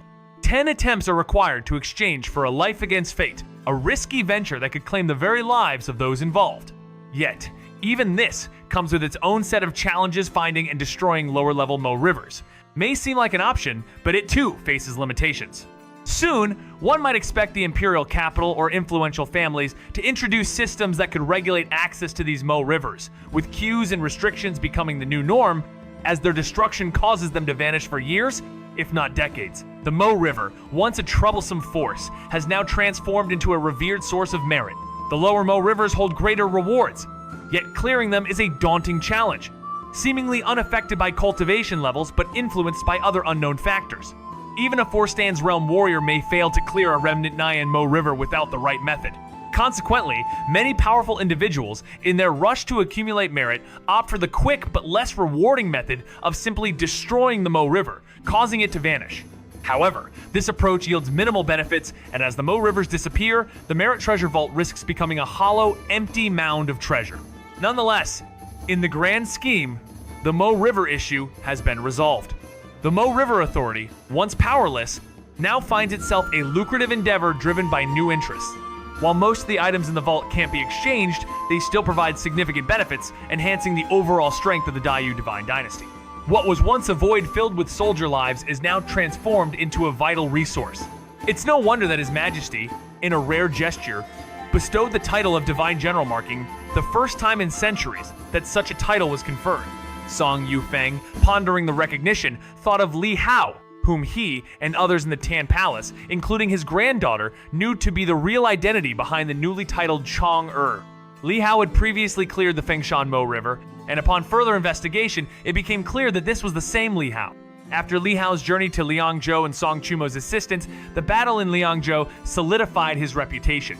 Now, the streets and alleys of Qingzhou buzz with admiration for the once controversial figure, and even those who criticize him for past actions find their accusations swiftly dismissed. In the midst of ancient ruins, where time holds no sway, Li Hao's legend grows ever brighter. His benevolence, once doubted, now echoes through history as his name is immortalized in martial temples, statues crafted in his image. A man who cleared the deadly Mo River not once, but twice, his mysterious strength defies all understanding. It is said that only those destined to shape the world's fate can awaken the Stone of Judgment within the forgotten Temple of Heaven and Stone. As Li Hao embarks on the trials that await him, his fate intertwines with the very elements of the world, questioning whether the looming apocalypse is a test or the inevitable end. In this place where divine, natural, and demonic forces converge, Li Hao must face spirits, paradoxes, and the shadows of his past, all while the collapse of Dragon City echoes ominously. As the trials unfold, a question lingers. Will he embrace his inheritance, or will he reject the path set before him, carving his own fate in the process? The journey ahead is not just one of strength, but of the soul, as Li Hao rises not only as a warrior, but as a force that will determine the world's future. If those demons knew he was Chang'e, they would probably attack him without hesitation, knowing the heavy price it would cost to take him down. Keeping it a secret is the best way to help him, Song Yufeng stated, his words carrying the weight of a dire truth. The group around him finally understood the dangerous path Li Hao was on. A man destined for glory, his radiance would make him a constant target, an ever-present thorn in the side of the demons. Don't worry, the reward will wait. Let the boy escape danger first. He will hear the Imperial Edict and will naturally claim it, Song Yufeng said with a calm smile. Soon enough, we might all witness his divine general conferral ceremony. You've never seen one, have you? It's an event not to be missed. Have you seen one, Palace Master? Shen Yunqing asked, curiosity in his voice. No, Song Yufeng replied, smiling faintly, but I've heard plenty about it. The group fell silent at that. Meanwhile, in a dark and hidden place outside the Liangzhou territory, a group of demons, their powerful auras overwhelming, gathered together, whispering among themselves about the Imperial Edict and the title of Divine General. The storm of destiny was about to change everything. The atmosphere was thick with demonic energy, even as their auras were suppressed deep, terrifying, and suffocating. Who is this Chang'e? If I catch him, I'll tear him apart. One of them swore, voice dripping with anger. Another voice, calm and measured, offered a different perspective. This might not be such a bad thing. The Black Mountain Wild God summoned us for a reasongathering us here is in his plans. A burly man with a stern look nodded, adding, the opening of the Merit Treasure Vault benefits us too, but we must first conquer Dayu. Only then can we claim the power it offers. He continued, in a decade or so, with the Vault's help, the Dayu Divine Dynasty will grow stronger, and once the Mo River no longer restricts them, the Wang family will have the freedom to act. The Wild God has ordered no more waiting. The others stiffened, their gazes sharpening at his words. After centuries of preparation, the moment was finally near. Damn the loss in Liangzhou, another one cursed. Without it as a base, and with the failure to eliminate the Li family in Qingzhou, we're in even deeper trouble. Our only option is to fight head-on now. He smirked grimly. But we've worn the Li family down for hundreds of years. It's time to erase them from existence. Another sneered. A new divine general? Let the old ones be buried first. The figures, brimming with formidable auras, spoke with shared anticipation. They had waited long for this moment. After centuries of relentless assaults on the Li family's stronghold, their true intentions remained shrouded in secrecy. They expanded their forces, creating distractions and harassing other families, but at a great cost. The hatred between the warring factions only deepens, fueled by years of fierce conflict. Let's crush Qingzhou, the Li family's heart. After failing in Liangzhou, we must focus on Qingzhou, one demon suggests. But others are concerned about the return of the Candle Flame God. Do we wait for the Candle Flame God to come back, they ask, knowing the power he could bring. With Dragon City Mo River now surrounded and rumors of Emperor Yu's madness spreading, including the release of his sword-wielding ninth brother, a heavy silence falls over the room. If he backs up the Candle Flame God, it might still be a tough battle, one demon warns. Another proposes a direct attack on Qingzhou, though the tension grows thicker with concerns over the Dayu Divine Dynasty's control over the Mo Rivers. Only by attacking can we have a chance, they argue, strategizing around the looming power of the Black Mountain Wild God, ensuring that their foes stay hidden in fear.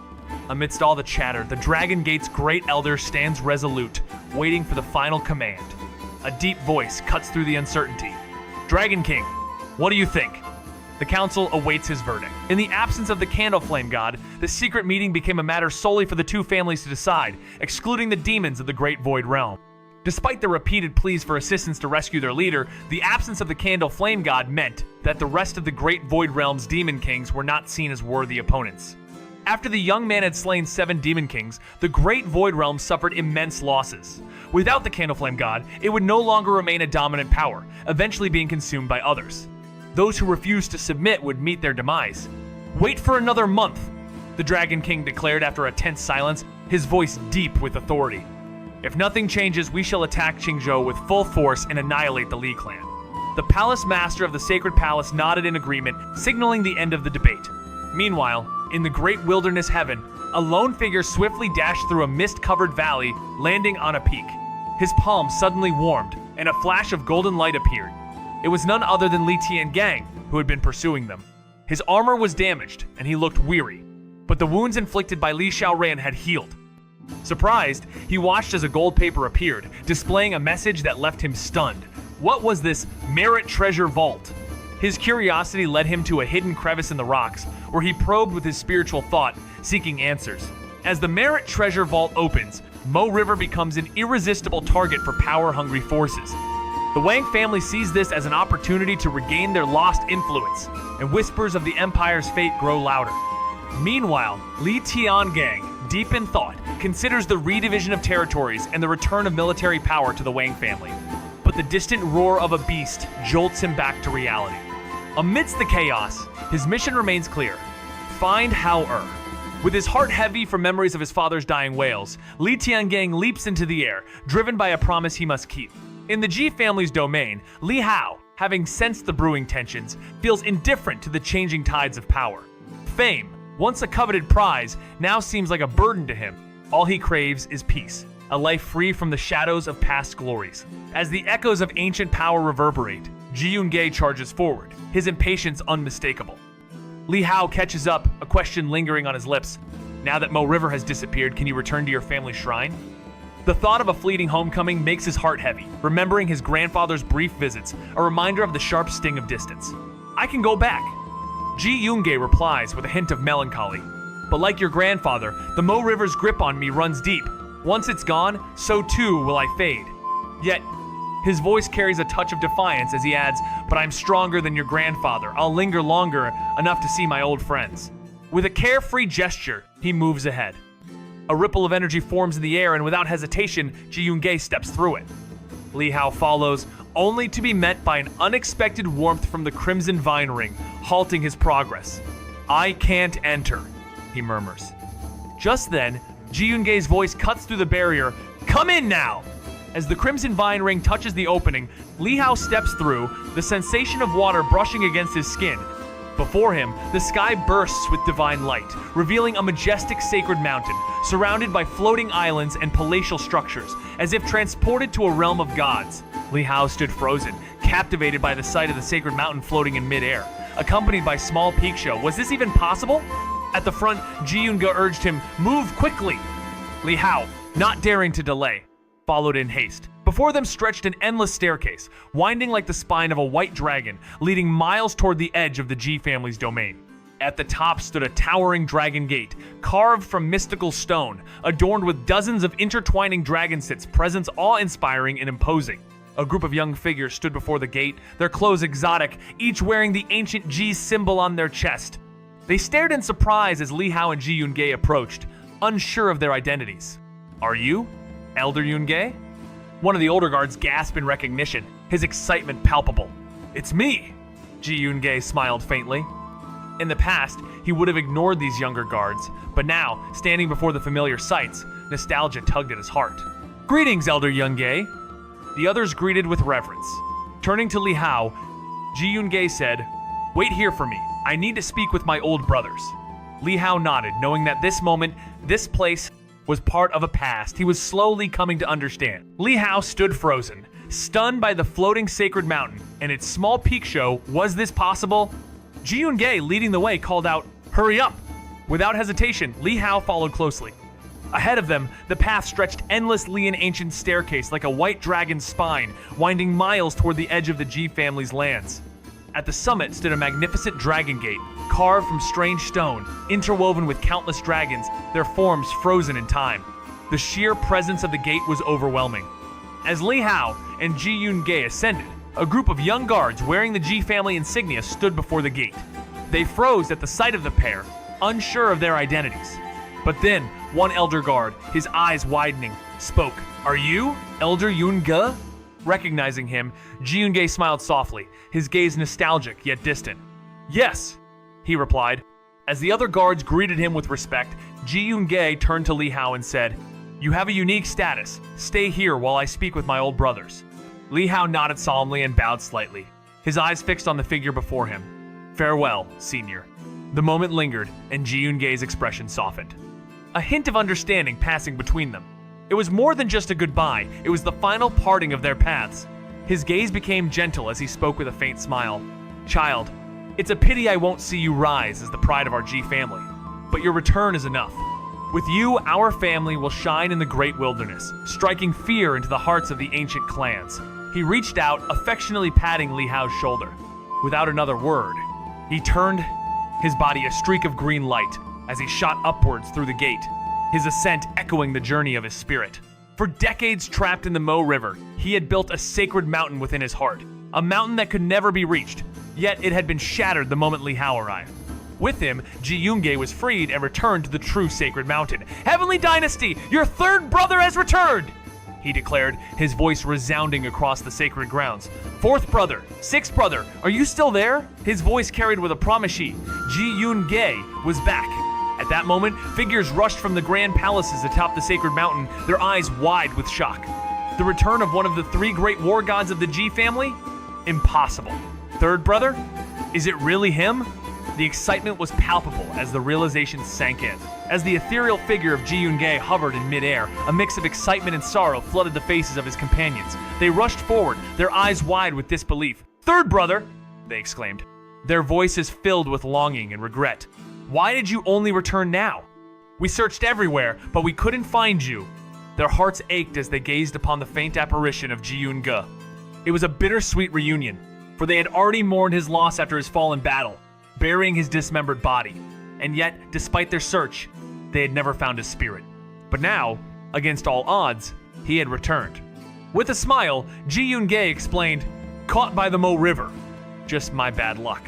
He knew his brothers would understand the real reason, though there were other possibilities such as being consumed by another ancient holy clan. But he was not so weak. As his voice resonated, more of the Ji family gathered, their faces lighting up with joy and disbelief. Some were unable to contain their emotions, tears streaming down their faces. Among them, one figure stood out, a woman, rushing toward him, his wife.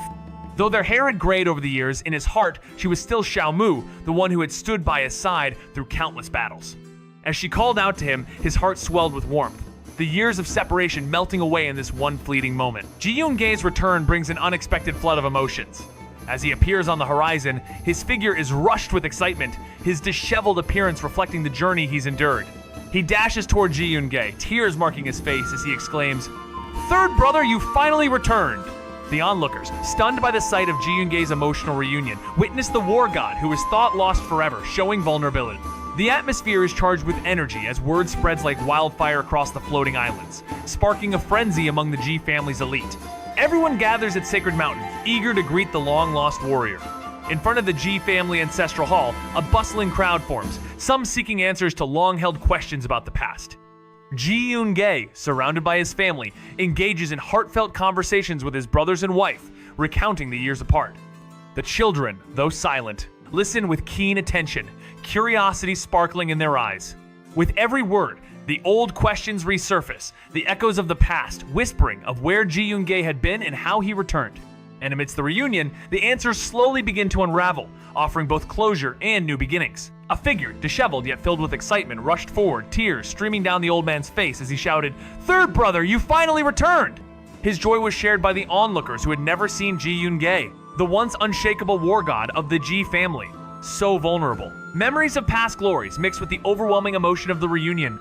News spread quickly across the floating islands surrounding Sacred Mountain. Ji Yun-ge had returned, and the Ji family was in a state of eager anticipation. The halls were crowded with visitors, all drawn to the war god's return.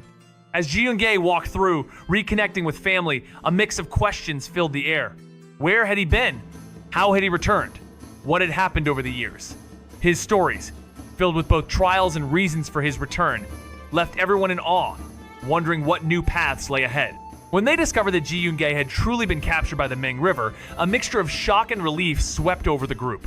At first, after Ji Yun-ge had fallen in battle, they scoured every corner for his soul but found no trace, assuming it had been swept into the treacherous waters of the Ming River. A Yudu-level Meng River, someone actually cleared it, the crowd whispered in awe. Who is that young man? Which prodigy clan does he come from? They gasped as the realization struck. He's from the Ji family?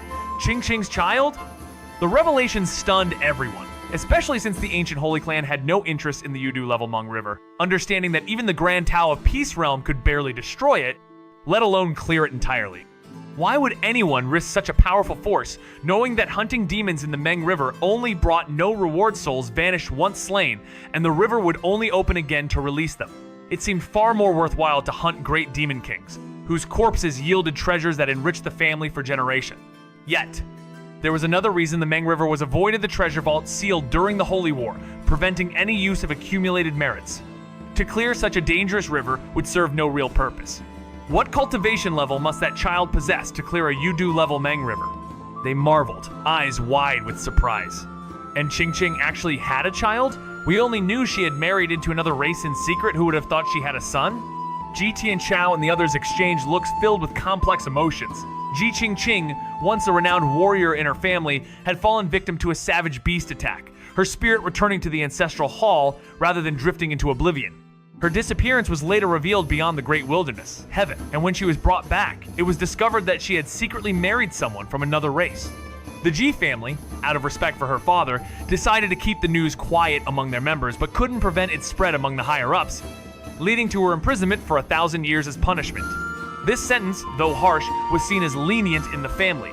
However, the real twist came when her child, a prodigy named Li Hao, arrived at their door. At 15 years old, Li Hao had already reached the 3 immortal realms, capable of slaying demon kings, his strength rivaling that of even the ultimate study realm.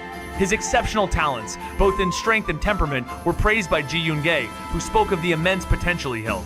The family was taken aback, with some skeptical of the young boy's feats. But Ji Yunge's sincerity left them with no choice but to believe. With such a gifted child in their midst, the Ji family hoped for a future filled with glory and resurgence. He flashed a smile, but it vanished as his gaze sharpened and his expression shifted, the air around them growing tense. Ji Yunge noticed the change, a chill creeping up his spine as he realized his secret was most likely exposed. Yunge pays respects to the family head. He bowed deeply, his voice steady but his heart racing. The others followed suit, with some even kneeling in reverence, their actions a reflection of the heavy atmosphere in the hall. Yet, Ji Daoxin, the family head, stood still, his eyes narrowing at Ji Yunge. After a long pause, he sighed softly. In these final moments, do whatever you wish to do. There's no need for such formalities. Ji Yunge nodded, the weight of the words sinking in. Thank you, family head. The silence in the room was deafening, and the words hung in the air like thunder. Ji Tianchao, standing beside Ji Yunge, was visibly shaken. Family head, what do you mean by that? He asked, confusion and fear in his voice. Ji Daoxin shook his head slightly, and Ji Tianchao's heart skipped a beat. Turning to Ji Yunge, he asked, Third brother, what final moments? Weren't you always with us? A sigh escaped Ji Yunge's lips, and with it, the truth spilled out. His body, corroded by the Mo River, was slowly fading away. The news struck like a blow, and those who had been filled with joy now wept in disbelief. No! Impossible, they cried, the air thick with grief. He smiled briefly, but it quickly faded, replaced by a tense look in his eyes as his expression shifted. Ji Yunge caught this change, and as their gazes locked, he realized that his secret had been uncovered. Yunge pays respects to the family head, he said, bowing deeply.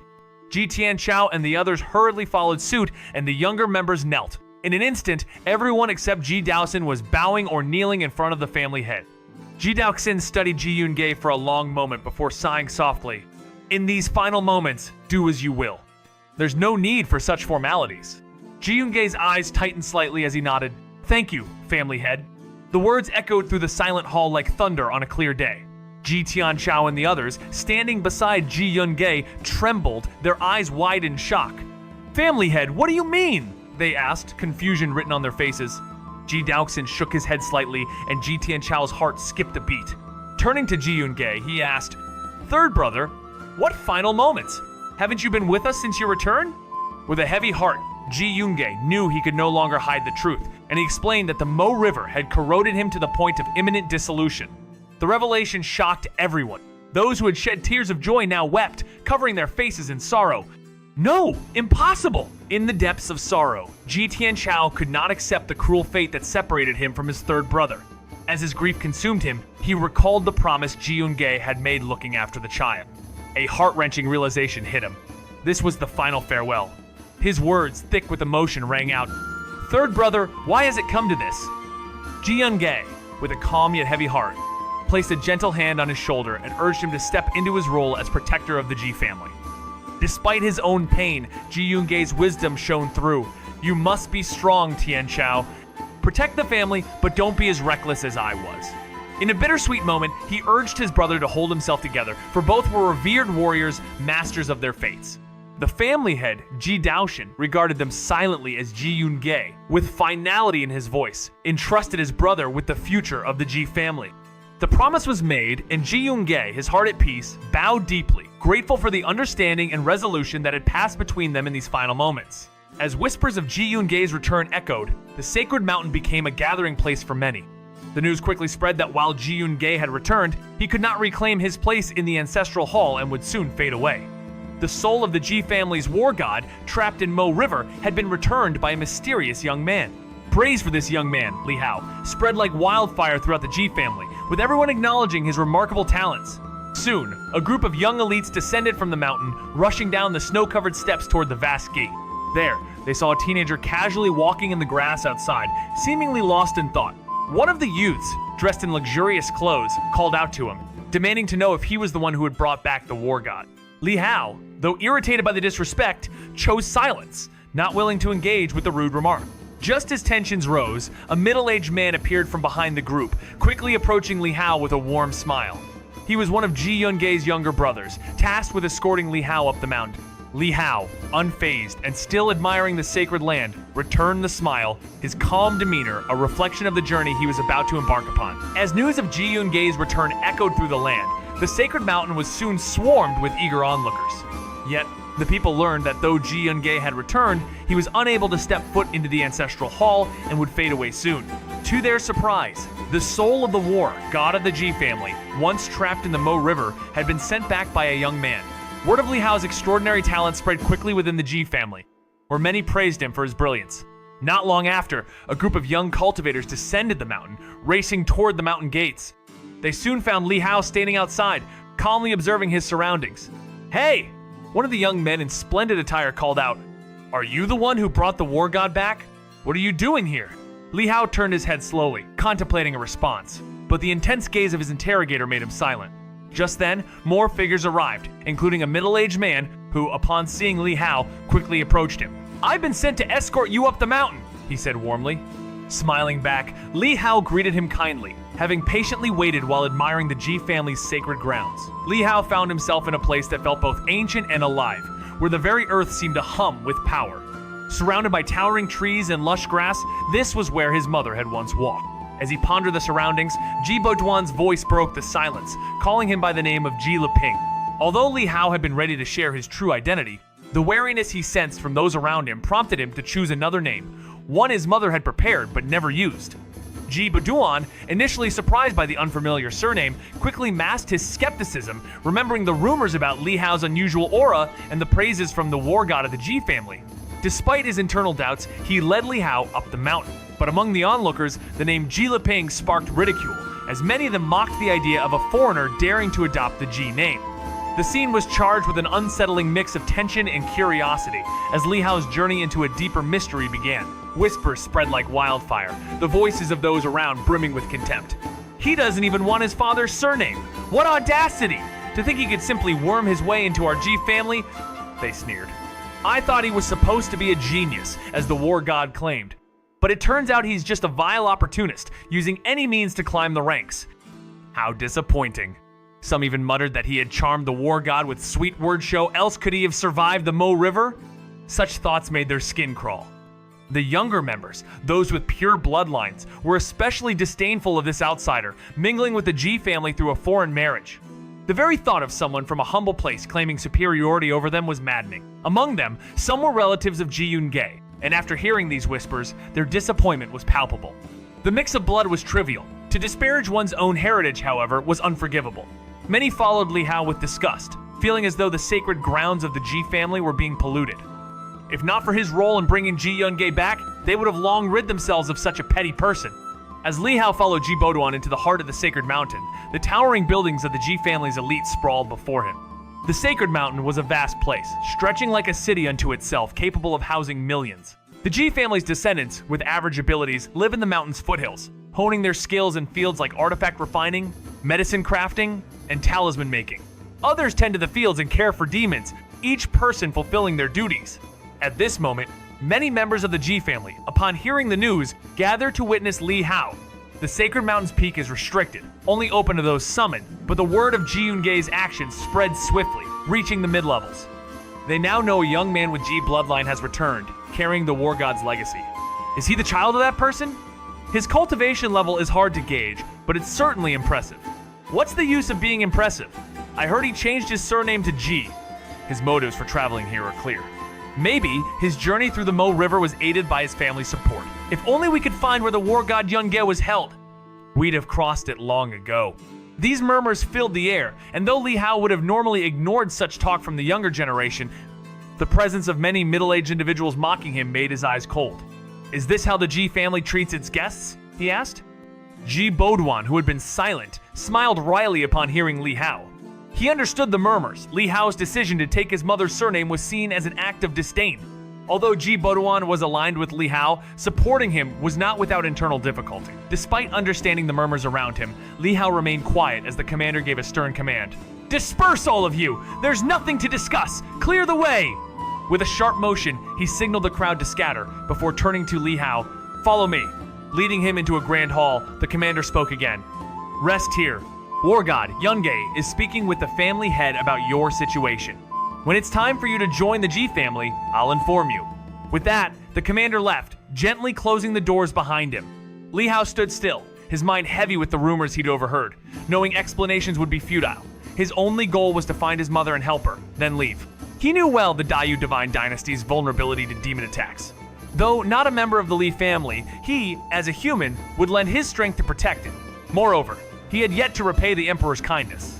On the sacred mountain, Ji Yun-gae, having just completed his ancestral duties, shared news of Li Hao's brilliance with Old 13th. The elder, stunned and contemplative, could not hide his emotions. His thoughts, a blend of sorrow and curiosity about his grandson's potential. At 15, Qingqing had already stepped into the ultimate study realm and birthed a powerful bloodline that would shape destiny itself. The weight of her past, full of impulsive actions, led her to a near imprisonment for life. Yet thanks to the intervention of the Heavenly Dynasty and her elder brothers, she narrowly avoided that fate. Still, enduring 1,000 years of hardship was no easy feat. Her father, the venerable Old 13th, was torn between wrath and helplessness upon learning of her secret marriage to someone outside their race. Despite his fury, the undeniable truth was that she was his daughter, and even in the face of great disappointment, his only option was to protect her at all costs. As a father, he bore the blame for her missteps, but now, with the birth of a prodigious grandson, a glimmer of solace began to ease his troubled heart. As Ji Yun-gae stepped out of the ancestral shrine, he reflected on the past, surrounded by his brothers and loved ones as they prepared for the final journey. Yet, even in his fragile state, his thoughts lingered on the child, wondering if he had been properly cared for. His brother's concern for him was evident, but Ji Yun-gae pressed on, his heart not yet at peace. In this moment, the burden of fatherhood and duty collided, as his family made plans for the future, seeking solace in the present and the legacy they had built. At just 15, Qingqing managed to fight in the ultimate study realm, and the legacy of her mighty bloodline was beyond expectations. Back then, Qingqing acted thoughtlessly, but fortunately, the Heavenly Dynasty and her elder brother stepped in, pleading for her. They managed to save her from a lifetime of imprisonment. Yet, enduring a millennium of hardship was far from easy. This Old 13th couldn't help but feel conflicted. When he first discovered his daughter had secretly married someone from outside their race, his anger almost shattered his noble spirit. But, in the end, she was still his daughter. No matter the helplessness and fury he felt, the deed was already done. As a father, even if his children made grave mistakes, he had no choice but to risk his life to protect them, blaming himself for not educating her better. The guilt weighed heavily on him. But now, his daughter had given him an exceptional grandson, which offered some comfort to his troubled heart. Ji Yun-gae walked out of the ancestral shrine, bade farewell to the clan leader, and joined his brothers, wife, and children, returning to their residence. As he gazed at the familiar surroundings, nostalgia filled his heart. The others, too, suppressed their sorrow, choosing to accompany Ji Yoon-gae with smiles through his final journey. Along the way, Ji Yoon-gae thought of Li Hao and asked, "Has the child been settled?" "Third brother, you're in this condition. Why are you still thinking about the child?" Ji Tianchao's heart ached. Though he had smiled all this time, maintaining that smile became increasingly difficult. Beside him, the sixth, Ji Yung-ching, tugged at him and reassured Ji Yoon-gae. "Someone has been sent to take care of it. Let me check with Qingming." A woman soon arrived, bowing and paying her respects. "Has the child been properly settled? Have people seen him?" Ji Yun-ching inquired. In a realm where bloodlines are revered, the likelihood of inheriting divine blood is high, but only if the ancestors have lived with moderation. Overindulgence in desires and an excessive number of heirs diminishes the chance of passing on this sacred gift. The holy bone, on the other hand, is far more elusive. Even a pure bloodline doesn't guarantee its inheritance fate is the deciding factor, and only the chosen few awaken its power. Once this bone stirs, the bearer gains the stature to challenge the heavens themselves. This is why the Ji family maintains strict purity in their bloodline, shunning unions with outside races. Among their numerous offspring, some form deeper connections, but internal conflict runs deep within this ancient family. Caution is necessary for those born of collateral lines, and patience is a virtue. This individual, though quietly advancing through the realms, eventually reveals his hidden strength and rises with the wisdom of his accumulated foundation, transcending to the Tao comprehension realm. The clan leader is cautious, but promises are made, and challenges from within the family continue to stir the pot. The chance of inheriting divine blood is far more likely in the holy realm, but it depends heavily on the parents' actions. If they indulge too much in desires, having too many children, or excessive indulgence, the odds decrease. However, with the holy bone, even the purest bloodline doesn't guarantee inheritance, it's all up to fate. Still, a pure bloodline can improve the chances. Once the holy bone is awakened, one gains the power to challenge the sacred. This is why the Ji family keeps their bloodline pure by forbidding marriages with outside races. This person is modest and patient. Before reaching the Four Stands realm, no one knew about his holy bone. It was only after that he started making waves, constantly breaking through. He must have built a solid foundation, which made it easy for him to enter the Tao comprehension realm, Ji Yun-ching observed. Ji Yoon-gae nodded in understanding. Among their 16 siblings, only a few shared a strong bond. As the Ji family, with its millennia-old lineage, had complex family dynamics, resulting in many internal conflicts. Since this person came from a collateral branch, his cautious nature was expected. "What did the clan leader say?" Ji Yoon-gae asked, believing in Ji Daoxin's promise. "The clan leader said he would give the child a chance. Right now, Ji Qingwan is rallying others, insisting that we should stick to the rules. He believes that sparing the child is already generous enough," Ji Yun-ching responded. He paid no mind to any youth or prodigy. His only concern was his third brother, with whom he had once fought side by side, slaying countless demons. "Tian Chao, from this moment forward, let the child take my place and accompany you. Grant him 10 years, and he should reach the Tao comprehension realm." Ji Yoon-gae spoke softly, his frail form trembling as though a mere gust of wind could carry him away. He was indifferent to the youth or any prodigy around him. His only concern was his third brother, with whom he had once fought side by side, slaying countless demons. "Tian Chao, from now on, let the child take my place and accompany you. Give him 10 years, and he should more or less reach the Tao comprehension realm." Ji Yoon-ji whispered softly, his frail form barely holding together, as though a single breath of wind could scatter him to the wind. Ji Yoon-gae's voice was soft, yet carried a weight only those who had lived through battles would understand. His frail body, on the brink of breaking with the slightest breath, stood before Tian Chao with a quiet determination. "Tian Chao, from this moment, let the child take my place beside you. Grant him 10 years, and in time he will reach the Tao comprehension realm," he murmured, a fleeting shadow of his once mighty presence. There was no care for prodigies or youth. Only the bond with his third brother, forged in the fires of countless battles, mattered now.